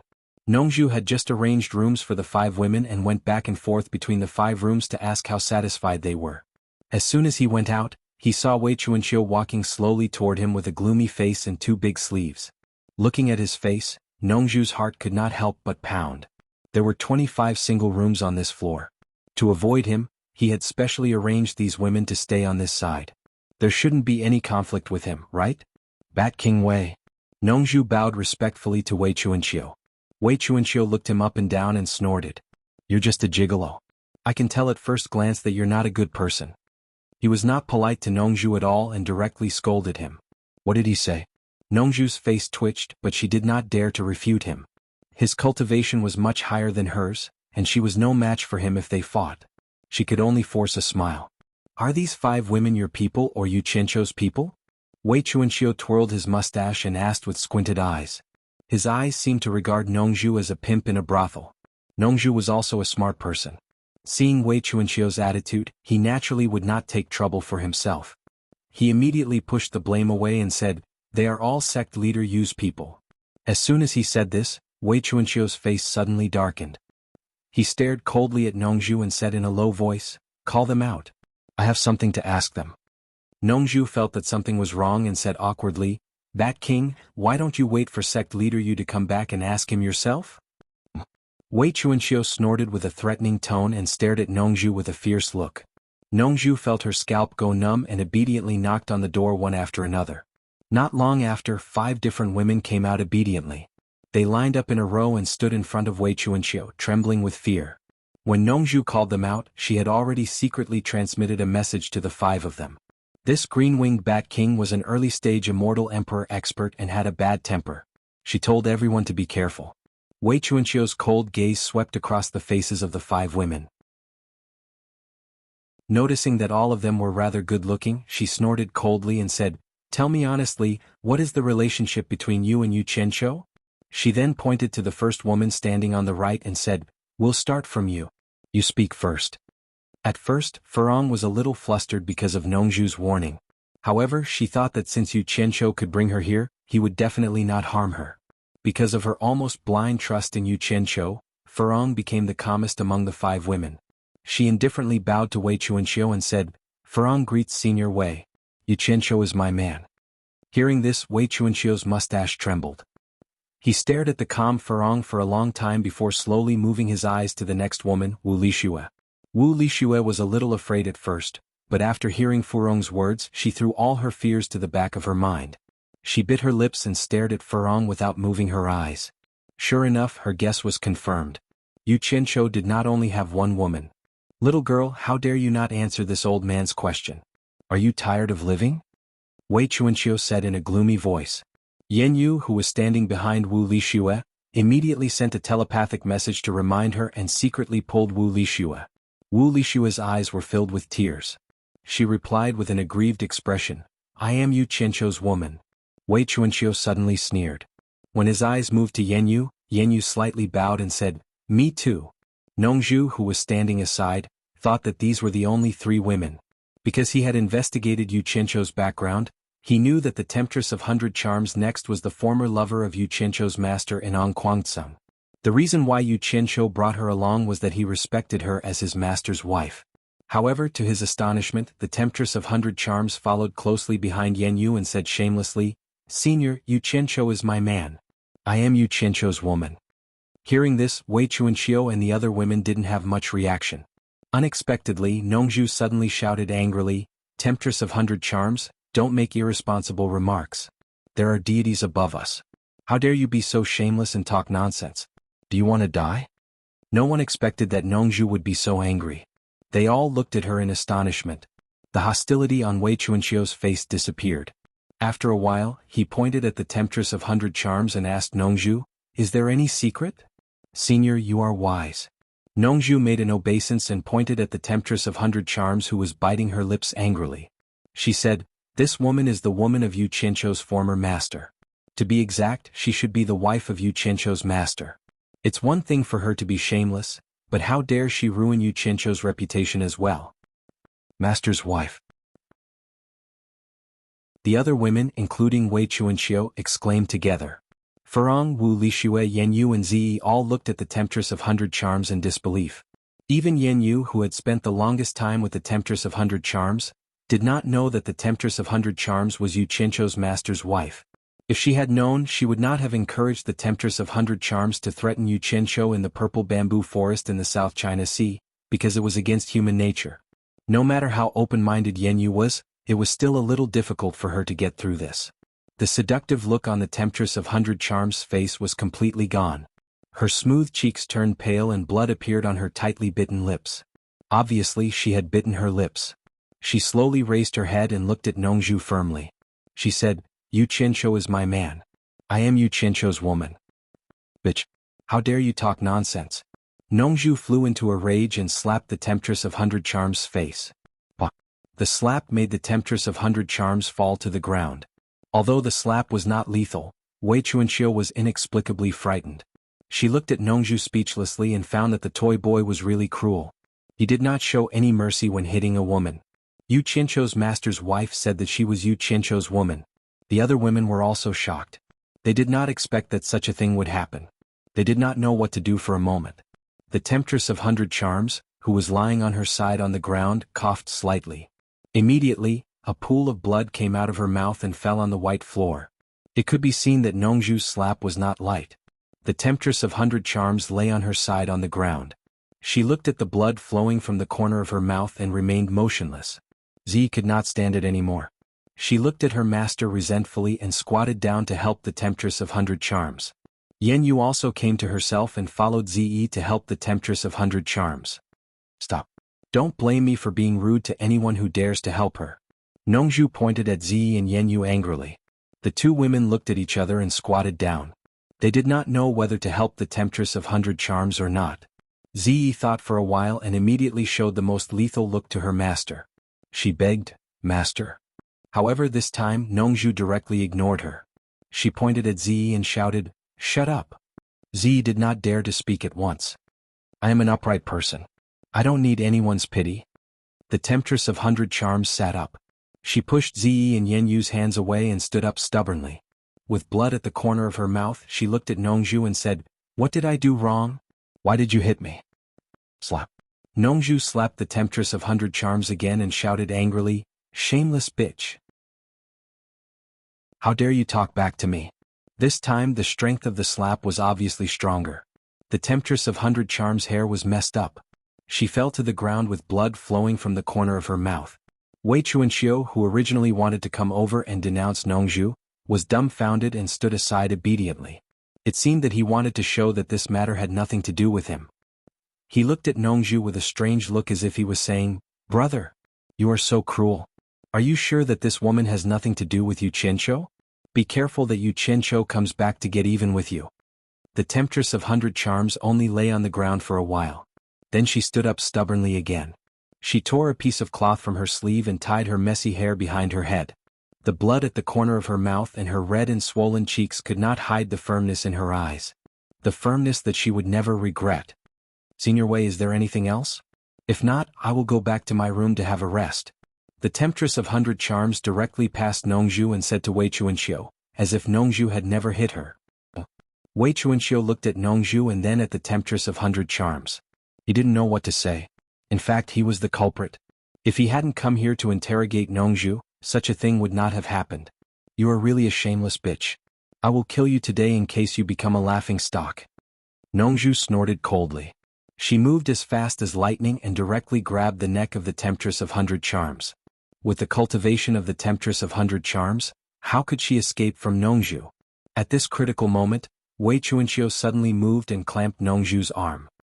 He looked at Nongzhu helplessly and said, "What are you doing? I haven't finished my question and you want to kill me? You are looking down on me." He waved his hand and Nongzhu immediately retreated far away. "Girl, this gigolo said that you are Yu Qianqiu's wife, and you said that you are Yu Qianqiu's woman. What is going on? Why can't I do it?" Wei Chuanxiu frowned and said. One of the reasons why he saved the temptress of 100 charms was that he was curious. The most important thing was that he didn't know what Yu Qianqiu's attitude was. If he accidentally killed Yu Qianqiu's sweetheart because of him, who knew what crazy things that bad guy would do? Chapter 971. Wei Chuanxiu had interacted with Yu Qianqiu for a long time. After interacting with him for such a long time, he could tell that Yu Qianqiu was vicious and merciless. He could also do shameless flattery. However, no matter how much he changed, he could not change the insanity in his bones. It was like a kind of madness against the oppression of fate. Whoever touched his things would be oppressed and attacked by him. He had to resist fiercely. Wei Chuanxiu did not dare to go too far when his inner elixir was in Yu Qianqiu's hand. That was why he saved the enchantress from Nongzhu. "There was a man who gave me up. We had no relationship. Later that man took a disciple and died soon after. In order to avenge that man, I got to know his disciple. Maybe I fell in love with him after a long time. I don't deny that I fell in love with his disciple. It's that simple." The enchantress smiled faintly with blood on the corner of her mouth.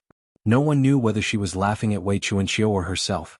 She just looked at Nongzhu, who was pushed back by Wei Chuanxiu, and said, "I don't understand why I have to be the woman of an irresponsible man who abandoned me and died a long time ago. I'm not a woman who likes the new and gets tired of the old. I've done a lot for that man and almost destroyed my whole sect. Of course, this is the reason I found to comfort myself later. After I fell in love with Yu Qianqiu, I was also very conflicted. But why did he make me his wife? Now I just want to be his woman." Then she looked around and said, "I know what I did was wrong, but I don't know what I did wrong. Who can tell me a reason to persuade me so that I won't continue to do wrong? Furong and the other girls looked at each other. Anyway, in their understanding, it must be wrong. There was no need for any reason. Anyway, it was wrong. This kind of thing should not happen. However, these girls sympathized with her now, so no one could say anything. Well? Wei Chuanxiu scratched his head and looked at Nongzhu. He immediately waved to him and said, "Toy boy, come here and tell her what she did wrong." Nongzhu walked over slowly and snorted, "Bitch? The reason is very simple. I've already said that what you're doing is against common sense." "Yes." Wei Chuanxiu nodded and said, "Doing so is against common sense. Little girl, let go. Don't be stubborn anymore. If you continue like this, the world will not tolerate you. In the end, you'll only be the one getting hurt, and you might even drag Yu Qianqiu down with you. Besides, Yu Qianqiu wasn't a good person. Why did he have to like him? And you guys?" Wei Chuanxiu then pointed at the rest of the girls and glared at them. "I say you can like anyone, but why do you all want to board Yu Qianqiu's pirate ship? Is that broken ship that attractive to you? I think all of you should disperse. Disperse, disperse, everyone go home." He had a good idea. He was going to disband all the women of Yu Qianqiu and let his adopted daughter, Bai Suzhen, be the only one. Otherwise he would not feel good if Bai Suzhen shared a man with other women. However, Zi curled her lips and said, "I won't go. I'm not his woman. I'm just his friend." She thought, "I want to board the pirate ship, but the pirate ship is so sneaky that it doesn't give me a chance to do so." Of course, she could only think about it in her heart. She couldn't say it out loud or she would die of shame. She didn't have the courage of the enchantress. To be honest, she quite admired the enchantress. Nongzhu glanced at Zi and twitched his mouth. No one knew his daughter better than him. He probably guessed what his daughter was thinking. Against common sense? The enchantress suddenly giggled and asked, "Mr. Nongzhu, how am I against common sense? Is it because I dated his master?" "Yes." Nongzhu suddenly turned around and shouted, "Bitch! The world is so big. I don't care who you find but not Yu Qianqiu." "Mr. Nongzhu, you can't convince me with this reason." The enchantress shook her head stubbornly. Nongzhu immediately shouted, "Then I'll kill you and end all troubles." "Mr. Nongzhu, you don't have to do it.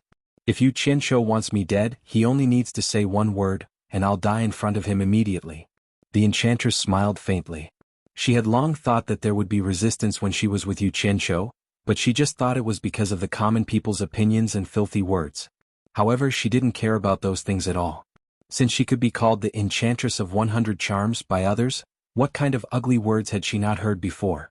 However, she didn't expect that there would be resistance from Yu Qianqiu, which was so strong that it hurt her both physically and mentally. Nongzhu suddenly squinted her eyes and asked word by word, "Did you two do something out of line?" "No, it's just my wishful thinking," the enchantress said fearlessly. The others looked at them in silence, especially Wei Chuanxiu. He couldn't figure out why this gigolo cared so much about this matter. It seemed that he cared about it very much and his attitude was quite extreme. "Enchantress, since you and I are from the same place, I'll give you a choice." Nongzhu waved her hand and pointed outside. "You can either leave the World Chamber of Commerce and go wherever you want, or you can die in my hands. It's up to you. My patience is limited. You'd better make a decision quickly." "I won't go anywhere. I'll wait here for Yu Qianqiu to come back. I'll only listen to him and I won't listen to anyone else." The enchantress slowly turned around and walked straight to her room, as if she didn't care about Nongzhu's threat at all. "Bitch! I think you're tired of living." Nongzhu shouted angrily and dashed forward.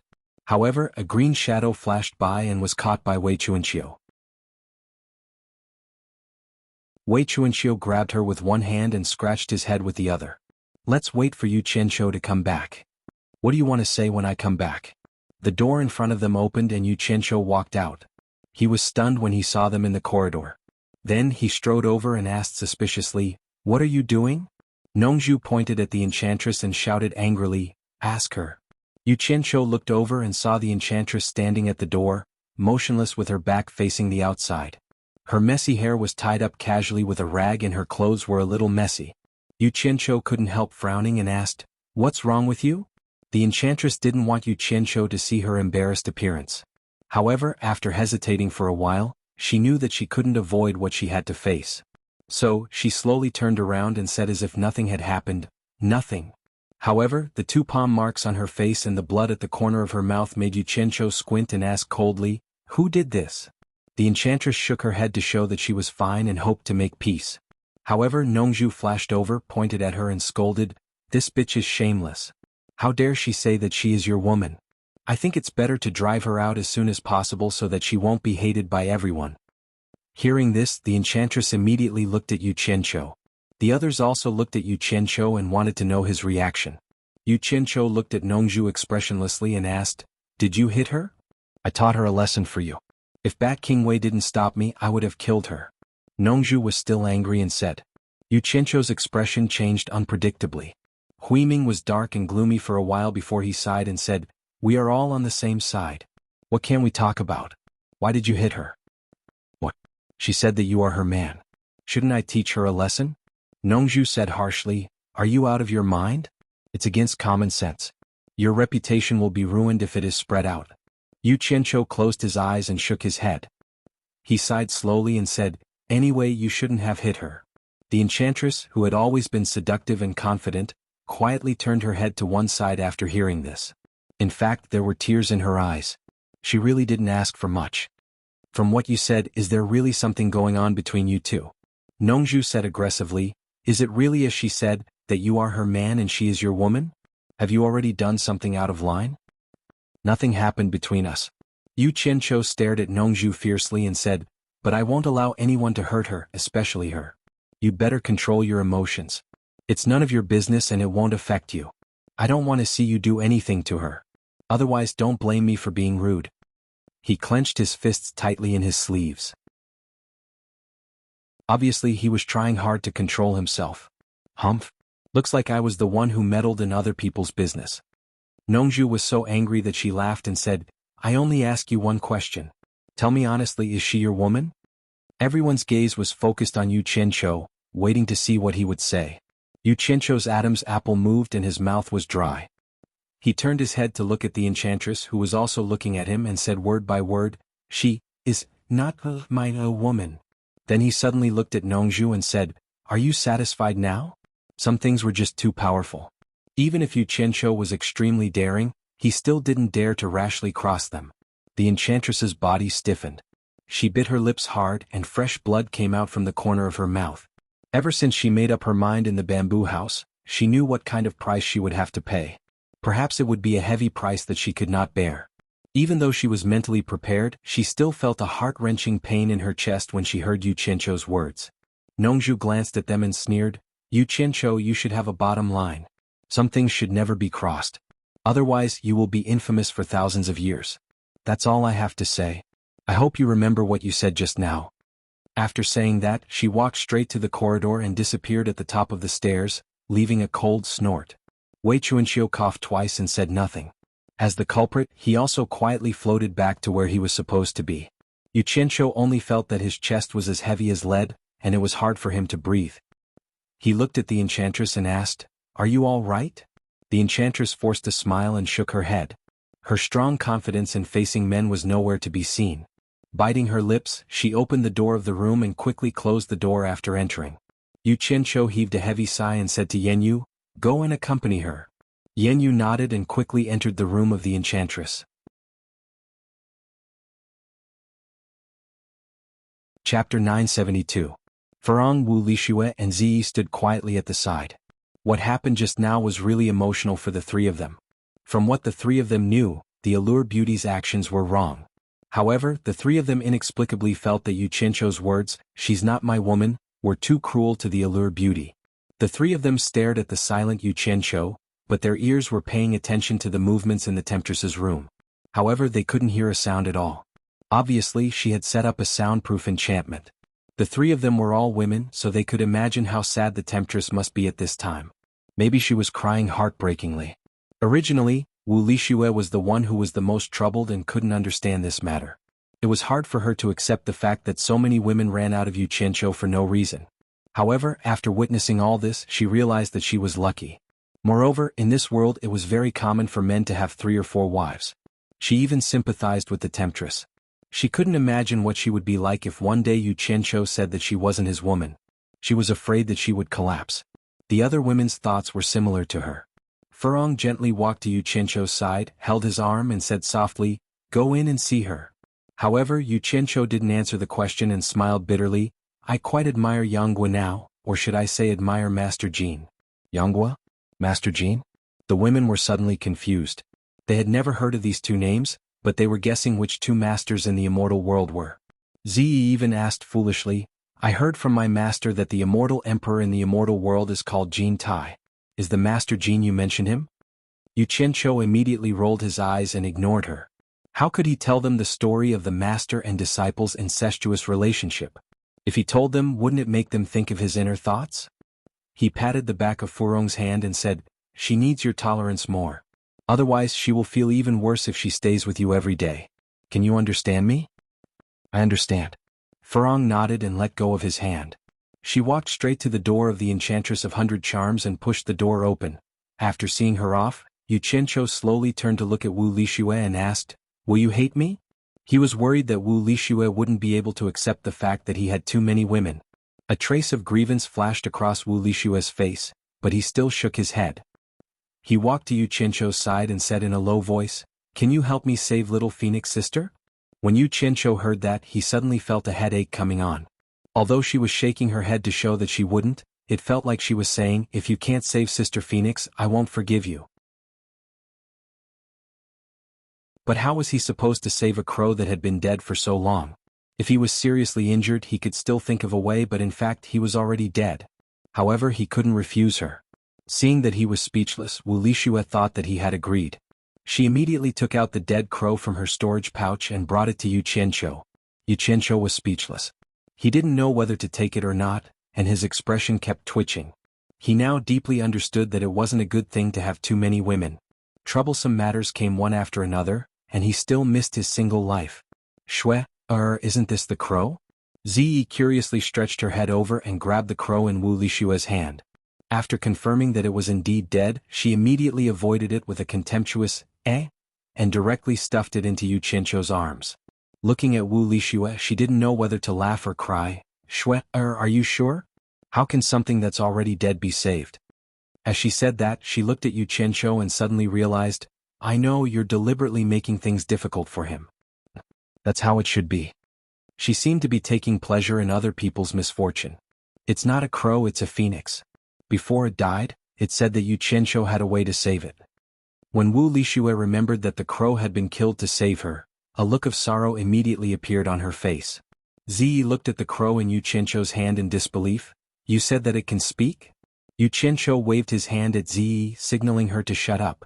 Holding the crow's leg, he asked suspiciously, did it really say that I could save it? When he remembered that this crow was the famous phoenix from his previous life, he started to believe it a little. If the #1 divine bird in the world could be killed so easily, then it wouldn't be called a divine bird. Even he didn't believe it. Wu Lixue nodded with certainty. Before little sister Phoenix died, she desperately told me to find a way to find you. She said that you could save it. I can save it? Yu Qianqiu held the crow's leg in one hand and swayed it in front of him. He rubbed his chin and muttered. After thinking for a while, he raised his eyebrows and said, let's go and give it a try. After saying that, he walked towards a room with the crow's leg. Wu Lixue followed closely behind him.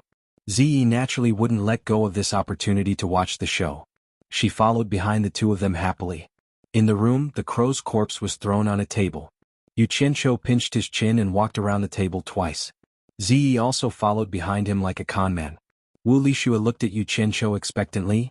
Could it be that it's not completely dead? Yu Qianqiu suddenly stopped and subconsciously asked Ziyi who was behind him. Ziyi looked at him as if she was looking at an idiot. She seemed to be saying, it's already dead and you still say that it's not completely dead? Forget it. It's useless to tell you. You don't understand modern medicine. Yu Qianqiu said. Then he turned the dead crow over so that its belly was facing the sky. He pressed 2 fingers on the crow's chest and kept pressing.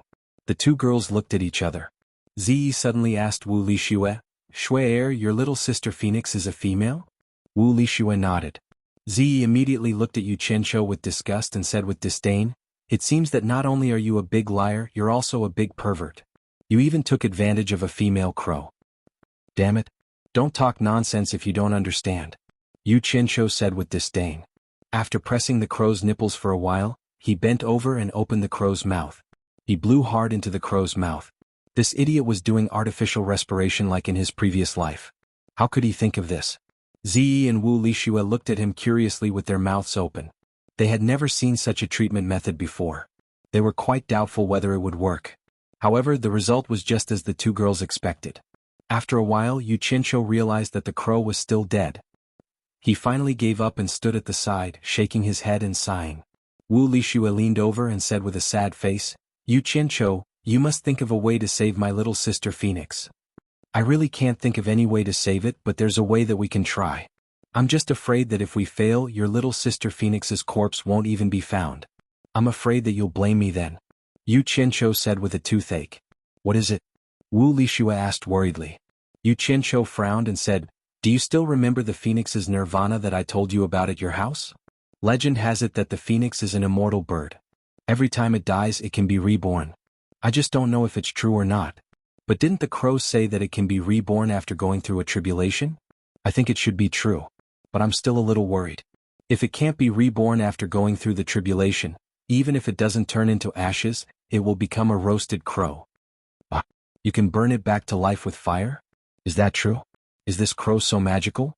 It's not a crow but a phoenix? Ziyi looked as if she had heard a ridiculous story. She couldn't help but reach out to fiddle with the dead crow on the table. Wu Lixue frowned slightly. She remembered that the crow seemed to have said something about rebirth. She intertwined her fingers together and asked, should we try? Xianxia immediately shook his head and said, it's yours and you have to decide. What if you burn it down? Wouldn't that make you sad? That's the reason why I haven't done anything yet. I'll listen to you. Since we can't think of any other way, just let him burn it. Ziyi persuaded Wu Lixue energetically. After all, it wasn't hers, so she was very decisive. Wu Lixue hesitated for a moment, then nodded weakly at Xianxia, agreeing. In any case, no matter if it was a crow or a phoenix, Xianxia didn't have a good impression of these dead birds that still tormented people. If they were burned down, so be it. After getting Wu Lixue's agreement, he didn't say anything else and directly grabbed the crow in his palm. A ball of red flames instantly surged out, enveloping the crow and burning it. As soon as the flames appeared, Xianxia couldn't help but exclaim in surprise. He immediately felt that the dead crow's body was rapidly absorbing the heat from the flames. Wu Lixue and Ziyi looked at each other. They both saw the clues. A normal bird's feather would most likely turn into ashes upon contact with a raging fire. However, this crow's feather was not damaged at all in the raging fire. This was clearly illogical. Wu Lixue's eyes immediately lit up, feeling a glimmer of hope. TSK. There really is a way. Xianxia was amazed. He guessed that there really was such a thing as a phoenix undergoing nirvana. The heat released by the ordinary flames in his palm was actually not enough for the bird to absorb. Xianxia waved his hand towards the window, and a gust of wind swept out. The curtains on the window immediately rolled down, and the red flames immediately shone in the room. Just as the curtains were rolled down, the red flames retracted, and the green flames continued to burn the motionless crow in his palm. After the time it took to eat a meal, the crow still did not move.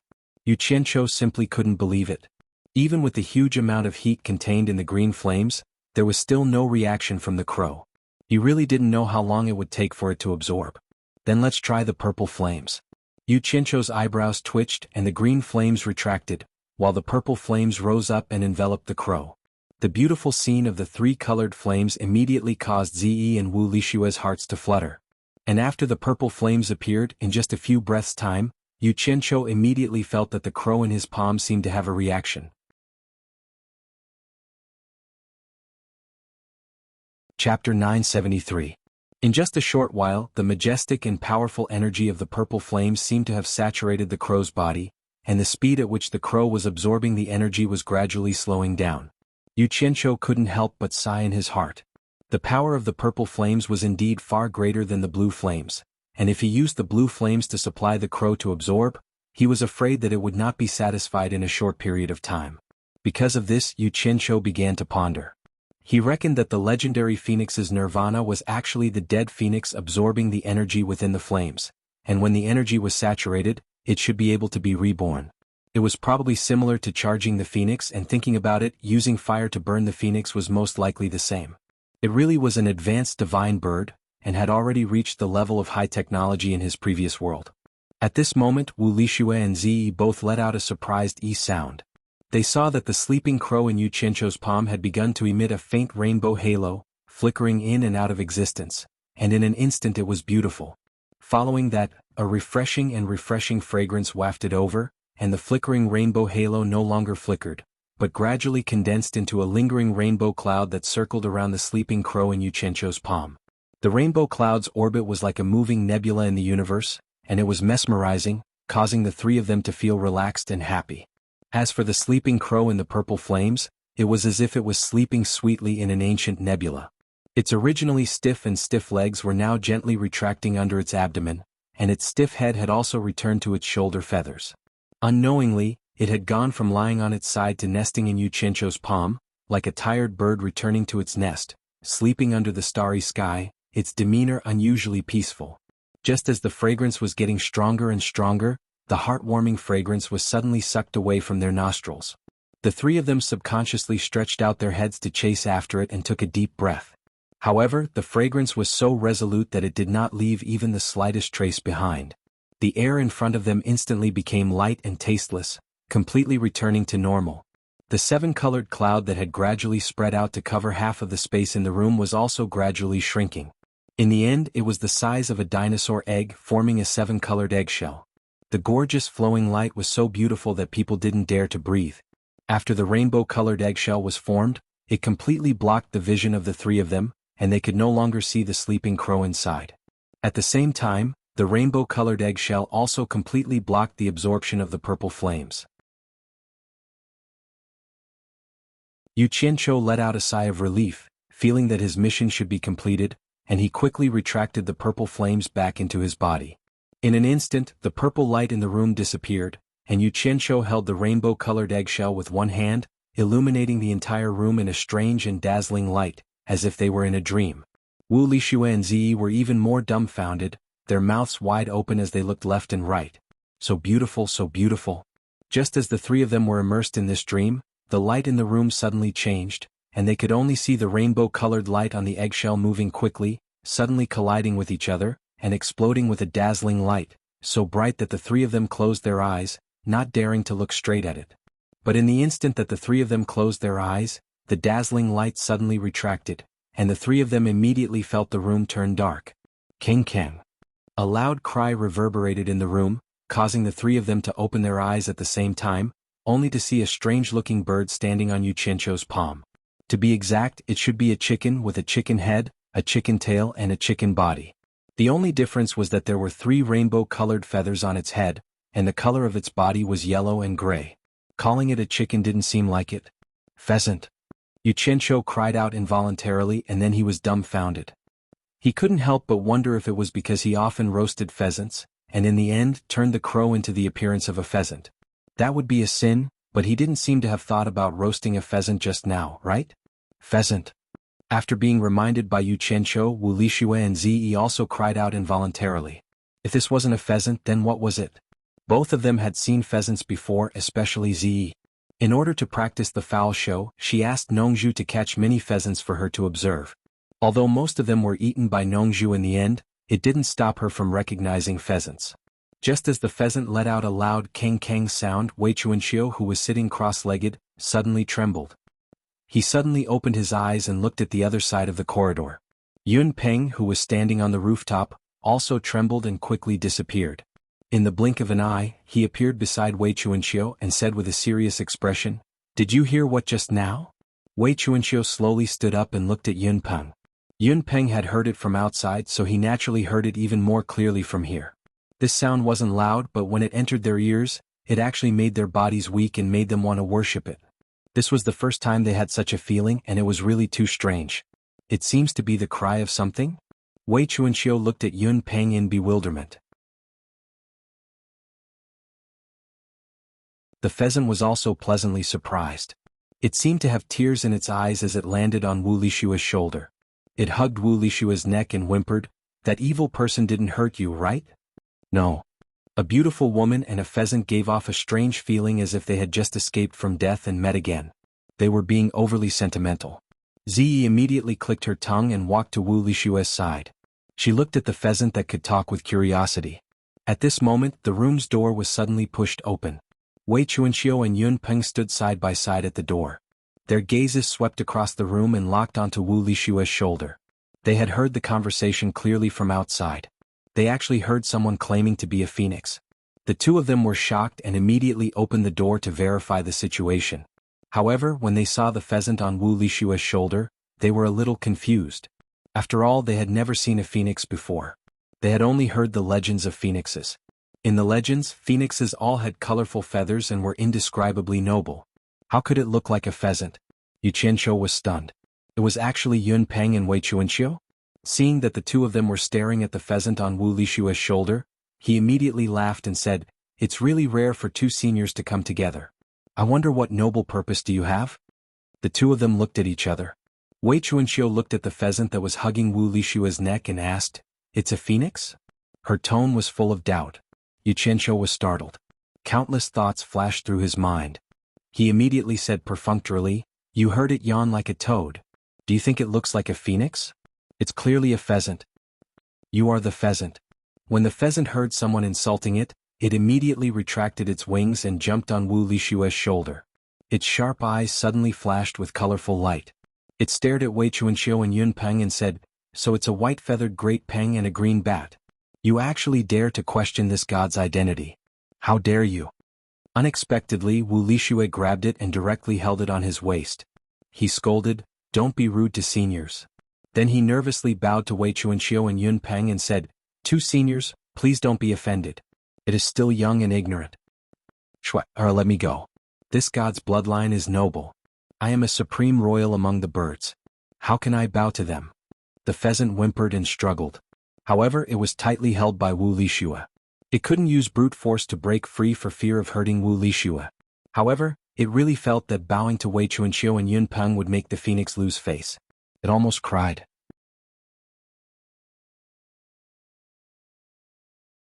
Chapter 974. Yu Qianqiu saw some clues from the increasingly shocked expressions of Yun Peng and Wei Chuanxiu. He knew that it was meaningless to continue perfunctorily, so he walked to Wu Lishue's side and casually slapped the pheasant's head. Then he smilingly scolded, "So what if you're a phoenix? It's so big that even a bird can't compare. At most it's a pheasant." This slap made the pheasant squeal. It struggled under Wu Lishue's arm. "Yu Qianqiu, you dare to hit this god." It shouted that it wanted to fight Yu Qianqiu to the death. Yu Qianqiu couldn't be bothered with this useless fella that could be easily killed by Yan Zhuixing. He stretched his hand towards the door and walked out with Yun Peng and Wei Chuanxiu. The three went up to the rooftop and set up a soundproof barrier. They stood side by side in front of the white jade railings. Yun Peng and Wei Chuanxiu stood on the left and right of Yu Qianqiu. Yu Qianqiu glanced around and looked into the distance. He wasn't in a hurry to speak. If they had any questions, they would ask him. The two early-stage Immortal Emperor experts were still shocked by the phoenix's roar. Although they didn't see the phoenix's sacred art with their own eyes, they were sure that the pheasant was a phoenix. The king sound they heard at first was the most powerful evidence. Secondly, it was rumored that after a phoenix hatched from its shell, it could speak the human language. This wasn't something that other beasts could compare with. It represented the extremely superior noble bloodline of a mythological beast. From the clear female voice it let out, it was clear that it was still a young phoenix. There was still a long way to go before it could become a truly majestic and noble phoenix. It still needed to grow. But even though it was still a young phoenix, the shock it brought to the two was indescribable. When the two came back to their senses, they felt their mouths were dry. Wei Chuanqiu slowly turned around and looked at Yu Qianqiu like he was a monster. Just now, this fella had casually slapped the phoenix like he was bullying a wimpy kid. For these winged fellows, there were probably not many who dared to do so. And that girl, she actually held the phoenix under her arm like she was holding a chicken. What was wrong with this world? Could it be that the phoenix had no place in their eyes? However, what Wei Chuanqiu couldn't figure out the most was that the phoenix was a divine beast that lived in the immortal realm. If it wanted to descend to the immortal realm, it should be a real adult phoenix. Why did a young phoenix appear, and why did it fall into this brat's hands? It was simply unimaginable. Yun Peng, who had also turned around, had the same thoughts. "Yu Qianqiu, tell us honestly, where did you get this baby phoenix from?" Wei Chuanqiu held it in for a long time before saying this. "I just happened to pick it up." Yu Qianqiu shrugged disapprovingly. "You happened to pick it up?" Wei Chuanxiu and Yun Peng lost their voices at the same time. Yun Peng, who had always been calm, couldn't bear to listen any longer. His white sword-like eyebrows flew up as he coldly snorted, "You Qianqiu, it seems like the two of us are nothing in your eyes. Do you think we're 3 years old? You just happened to pick up a phoenix. Then when did you happen to pick up a divine dragon for us to see?" Yu Qianqiu looked at Yun Peng blankly and thought to himself, "You really don't want to mess with this daddy. This daddy really did happen to meet a divine dragon, but the other party was a bit too scary, so it really wasn't easy to pick it up. If there's a chance, I'll take it out and let you have a good look. As long as you don't be afraid, it's fine." In any case, this daddy was scared shitless at that time and still doesn't dare to see it a second time. Looking at the two's expressions, he knew that if he didn't give a complete reason, he was afraid that they would be at odds with him. He shook his head, made a big circle with his hands and said with a bitter smile, "To be exact, at the beginning, I only picked up an egg. It was a very strange egg that could even glow, and it was about this big. Before, I didn't know that there was a phoenix inside. Even if it hatched, I didn't know that it was a phoenix. After all, I've never seen a phoenix before. It was that pheasant's mouth that was very cheap, and it kept chirping that it was some divine bird phoenix. That's what happened. There's nothing I can do if you don't believe me. In short, I really did pick it up." His words were half true and half false. It was impossible for him to reveal the things that happened in the human world, but his attitude could be considered sincere, and it didn't seem like he was faking it. Wei Chuanxiu and Yun Peng looked at each other. The latter sized up Yu Qianqiu with a slightly judgmental gaze and said, "Even if it's a phoenix egg, I'm afraid that it can't be hatched just because you say so. Could it be that you know how to hatch a phoenix egg?" His tone was full of doubt, and this was the biggest point that Yu Qianqiu's words gave the two the biggest doubt. "You guys think too highly of me." Yu Qianqiu laughed and embarrassedly rubbed his hands. "At that time, I really thought that the egg looked too strange. In fact, I didn't think it was an egg at first, but when I saw that it was actually glowing, I wanted to open it to see if there was any treasure inside. But you guys don't know, that egg was really too hard. I tried everything I could, but I couldn't open it. In the end, I really had no other choice, so I thought of a method that wasn't really a method and threw it into the fire. I just wanted to give it a try." Speaking of which, it was really a coincidence. No matter how much strength I used, I couldn't open it.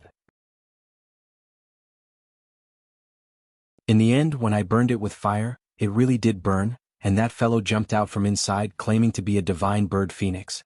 That's right. I still have that eggshell. Without hesitation, Yu Qianqiu immediately took out 2 pieces of the phoenix eggshell that he had collected, and handed them to the two. In order to win their trust, it could be said that he didn't hold anything back. This was also an action that couldn't be helped. After all, at the moment, these 2 fellows were the only gold medal fighters that he could bring out. The slightly protruding surface of the eggshell was pitch black, and the slightly concave inside carried a brilliant silver splendor. It was very beautiful. The two held the item in their hands and examined it slightly. Immediately, their expressions were filled with fear. The two of them felt an awe-inspiring majesty from the eggshell. Humans might not be able to discover anything, but to the two of them, they had the feeling of wanting to pry into the secrets of the royal family, only to be met with a severe warning. The majesty directly shocked the two of them. All of the doubts in the two's hearts immediately disappeared. They were completely sure that this was the phoenix eggshell, so what Yu Qianqiu said to them was naturally also true. To be able to reveal such a matter that shouldn't be spoken of lightly to others, the way the two looked at Yu Qianqiu quietly changed. "Good stuff." Wei Chuanxiu looked at the eggshell in her hand in amazement. Then she looked at Yun Peng and said, "Yun Peng, if I'm not wrong, this thing should be of great benefit to you." Yun Peng silently nodded, but still returned it to Yu Qianqiu's hand. "Yun Peng, if I'm not wrong, this thing should be of great benefit to you." This was the first time Yu Qianqiu saw Yun Peng reveal a gaze filled with reluctance and desire towards something. He asked with some curiosity, "Senior Yun, why don't you tell me what benefit this thing has to you?" Yun Peng tried his best to shift his gaze away from the eggshell. He knew in his heart that if this eggshell was in the hands of someone else, he was afraid that he would go all out to snatch it, because this thing was too precious to him. However, he was still the man of Wei Chuanxiu's adopted daughter, so he couldn't bring himself to do such a thing. Seeing that he didn't want to say anything, Yu Qianqiu looked at Wei Chuanxiu suspiciously. Wei Chuanxiu looked at the eggshell in her hand thoughtfully for a while, then suddenly frowned and said, "Phoenix egg. Phoenix egg. I seem to have heard of a legend a long time ago, but it's too long ago I can't remember, but it seems I remember." Wei Chuanxiu suddenly stared at Yun Peng and asked, "Could it be the legendary phoenix True Blood?" Yun Peng slowly turned his head, his eyes revealing a strange expression, and nodded vigorously. Wei Chuanxiu suddenly came to a realization and said, I finally understand, this thing is indeed of great benefit to you. Phoenix true blood? Yu Qianqiu's heart itched when he heard this and pulled on Wei Chuanxiu's big sleeve and said, Bat King Wei, what is Phoenix true blood? Wei Chuanxiu looked at him and seemed to be a little hesitant, as if considering whether to tell him or not. But looking at the eggshell in her hand and then looking at Yun Peng, she finally organized her thoughts and said in a deep voice, According to legend, the divine beasts of the god realm are the dragon and the phoenix, the beast sovereign and the bird sovereign. To be able to become a sovereign, there is naturally something extraordinary that cannot be compared. According to legend, the phoenix will experience 9 tribulations, bathing in the flames of nirvana 9 times, and every time it successfully goes through a tribulation, its cultivation will become stronger. It can be said to be a kind of evolution in the midst of death, and it is very miraculous. However, phoenix true blood is not something that can be found in every phoenix. Only the blood of a phoenix that has experienced 9 tribulations is qualified to be called phoenix true blood, and only such a phoenix has the chance to give birth to a phoenix egg. Yu Qianqiu was startled and looked at the eggshell in his hand and said, Then the connection between the two is? Very simple.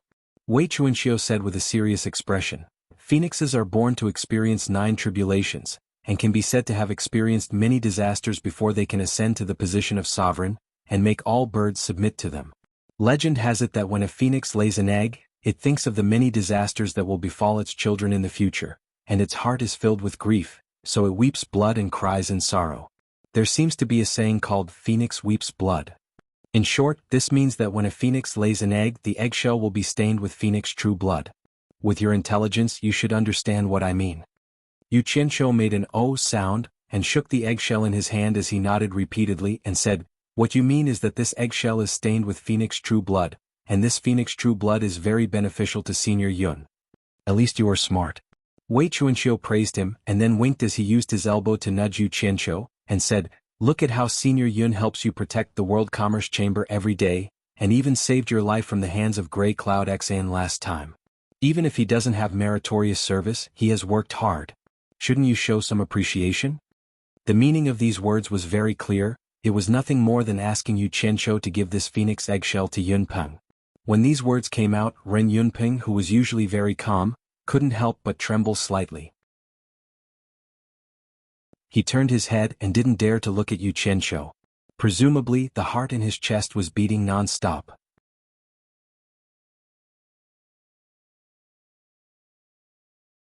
Chapter 975. No problem. We're all a family, so it's not right if we don't help each other out. Yu Qianqiu waved his hand and appeared to be exceptionally forthright. Yun Peng's body trembled as he turned around with an excited expression.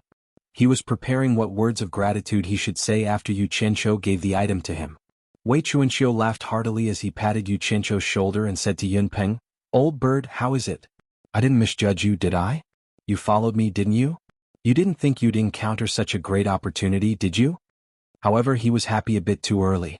The item was said to be so precious that it could move Yun Peng's heart.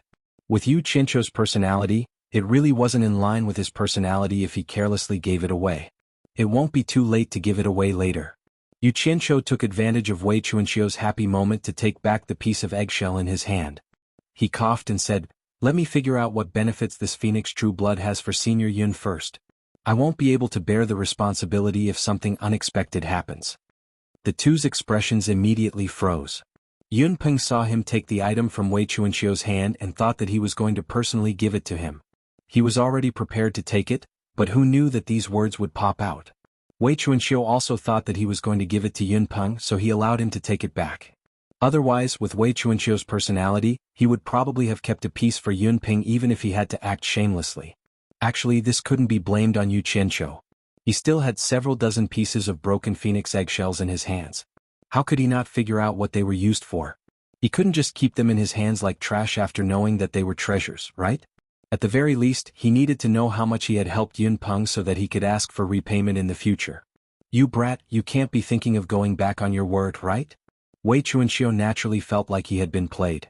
Look at what you're saying. My reputation is well known. Every spit is like a nail. My words are like a nail on a board. Unless the mountains have no edges and the heavens and earth merge together, I will not do anything that goes back on my word. Xianxia patted his chest and promised solemnly, I really want to know what benefits this phoenix true blood has for Senior Yun. I really want to know with a responsible attitude whether or not there will be any accidents. Although these words sounded a little exaggerated, Wei Chuanxiu's expression finally became a little better. He thought to himself, as long as you promise to give, it's fine. If you dare to go back on your word, Grandpa will openly rob you. Bah! Accident my ass. Are you trying to play some tricks? He first expressed his doubts before explaining, the true blood of the phoenix is a precious treasure for birds. If one can absorb and refine it for their own use, not only can they borrow the power of the true blood to quickly increase their cultivation, if they are lucky they can even obtain a chance to come back to life. After coming back to life they will be like the phoenix, and their cultivation will be even more powerful. Of course, this depends on the amount of phoenix true blood on the eggshell. Resurrection from the dead. Oh my god, this is such a big favor. Xianxia couldn't help but daydream absent-mindedly. I wonder what the effects will be after I absorb the true blood of the phoenix? I have the most phoenix eggshells. If I can be reborn like a crow in a critical moment, it will be too perfect. Looking at his drooling and wet dreams, Wei Chuanxiu could no longer see what he was thinking. It was more like he was stupid. He immediately sneered and said, stop daydreaming here. The true blood of the phoenix is useless to humans. Even if I pour you a few buckets of true blood of the phoenix, you will still be like this. It is only effective on birds of feathers like the yunpeng. What? Xianxia suddenly woke up from his dream and asked with some grief and indignation. There is no why. In short, it is useless to humans. Wei Chuanxiu liked to see him like this. He sneered and said, forget about you, even I am useless. The true blood of the phoenix can only be absorbed by birds of feathers. What? Don't try to fool me. Aren't you also a bird? Xianxia's voice became a bit louder. The grief and indignation of having his dreams shattered was clearly painted on his face. Although my original body also has a pair of wings, to be exact, I belong to the beast category and not the bird category. Although I am between the bird category and the beast category, I cannot enjoy the true blood of the phoenix. Wei Chuanxiu glanced at the eggshell in his hand and snorted coldly, I don't even feel wronged. What are you feeling wronged for? You must know that everything in the world has its gains and losses. There are enough benefits from humans. Don't tell me you want to fight for this as well? Hearing him say this, Xianxia finally felt a bit better. He was suddenly startled and said, Bat King Wei, you said you are between the bird category and the beast category. Could it be that the word beast originated from your bat clan?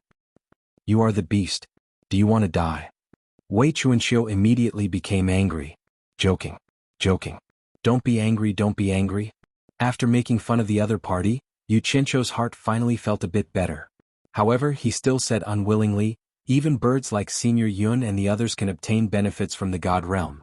Can't we also obtain some benefits from the God realm? Of course, as long as you have the ability to do it. Xianxia's eyes lit up and he asked, what kind of benefits? Speaking of this, Wei Chuanxiu became serious and said with a serious expression, have you forgotten what I told you before? Among the top divine beasts in the God realm, dragons and phoenixes are revered. Legend has it that there is an illusory god in the God realm. Even the gods in the God realm have never seen his true body. No one knows if he is a man or a woman, and no one knows how high his cultivation is.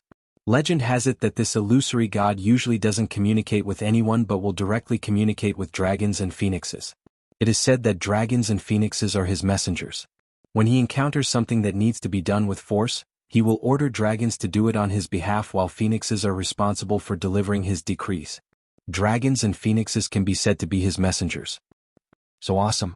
You dare to play tricks in front of all living beings in the God realm? You're really amazing. Xianxia was stunned for a while and then he came to a realization, this matter is too far away. What does it have to do with the benefits you told me? Of course it has something to do with it. Your benefits are in the body of the dragon who is in charge of war. Wei Chuanxiu laughed and said, phoenixes have phoenix true blood, dragons also have coiling dragon true blood. The so-called coiling dragon has the meaning of occupying the land and overlooking all living beings. It represents the supreme of the dragon race. Ordinary dragons don't dare to be crowned with the title of coiling dragon. Its rank is equivalent to that of a phoenix that has gone through 9 tribulations. As long as you find the coiling dragon that is like a 9 tribulations phoenix, capture it and release some coiling dragon true blood, then smear it on your whole body to ensure that the toughness of your skin is unparalleled in the world. I reckon that the treasures in the immortal world won't be able to harm you at all. This benefit is not bad, right? TSK. If the coiling dragon true blood really has this benefit, then it is indeed very good. Yu Qianqiu suddenly reacted after a moment of relaxation. He said with a dark face, "Old bat, are you playing with me? Just think about it, the 9 Tribulations Phoenix was already very powerful. The martial envoy coiling dragon who was in charge of war was naturally even more amazing. If he had the ability to capture the coiling dragon and release his blood, then wouldn't he be able to do whatever he wanted in the immortal world? Even immortal Emperor Jin Tai wouldn't be a problem. There would be no need to go through so much trouble." "What are you playing with?" "This is an ancient legend that I heard by chance from an elder. Ordinary people don't have the opportunity to hear it even if they want to. I'm telling you for free is already letting you off easy." Wei Chuanxiu pointed at Yun Peng, who was also listening with a face full of yearning, and said, "If you don't believe me, ask him if he has heard of it before?" Yu Qianqiu looked at Yun Peng suspiciously. Yun Peng was startled for a moment before shaking his head at Yu Qianqiu. His white sword-like eyebrows suddenly trembled as he stared at Wei Chuanxiu and slowly asked, "The elder who told you these legends, could it be the one who told you about the past of Zheng Yi and Ming?" Wei Chuanxiu was startled for a moment before he nodded with a respectful expression and said, "I was really lucky to meet him and hear some stories from him." He said with a sigh as if he was very nostalgic. Seeing the two talking so mysteriously, Yu Qianqiu's curiosity was piqued again. When he heard the story of Tai Shu Zheng, demon god Yi, and the woman named Ming from Wei Chuanxiu's mouth, he once suspected something. Although immortal Emperor Jin Tai had ruled the immortal world for countless years, the era of Zheng Yi and Ming was long before Jin Tai. Almost no one in the immortal world knew about such a long time ago, but the elder Wei Chuanxiu spoke of was able to know the secrets of Zheng Yi and Ming. Obviously he was not an ordinary person. "Bat King Wei, who is this elder you're talking about?" Yu Qianqiu curiously asked. However, after Wei Chuanxiu and Yun Peng looked at each other, they seemed to be a bit secretive and didn't say anything. The more it was like this, the more Yu Qianqiu's heart itched. He immediately threw the matter of being tricked to the back of his mind and pulled Wei Chuanxiu's sleeve like a child asking for candy. He chuckled and said, "We are all family, what is there to hide? If it's really inconvenient to say it, I won't force you.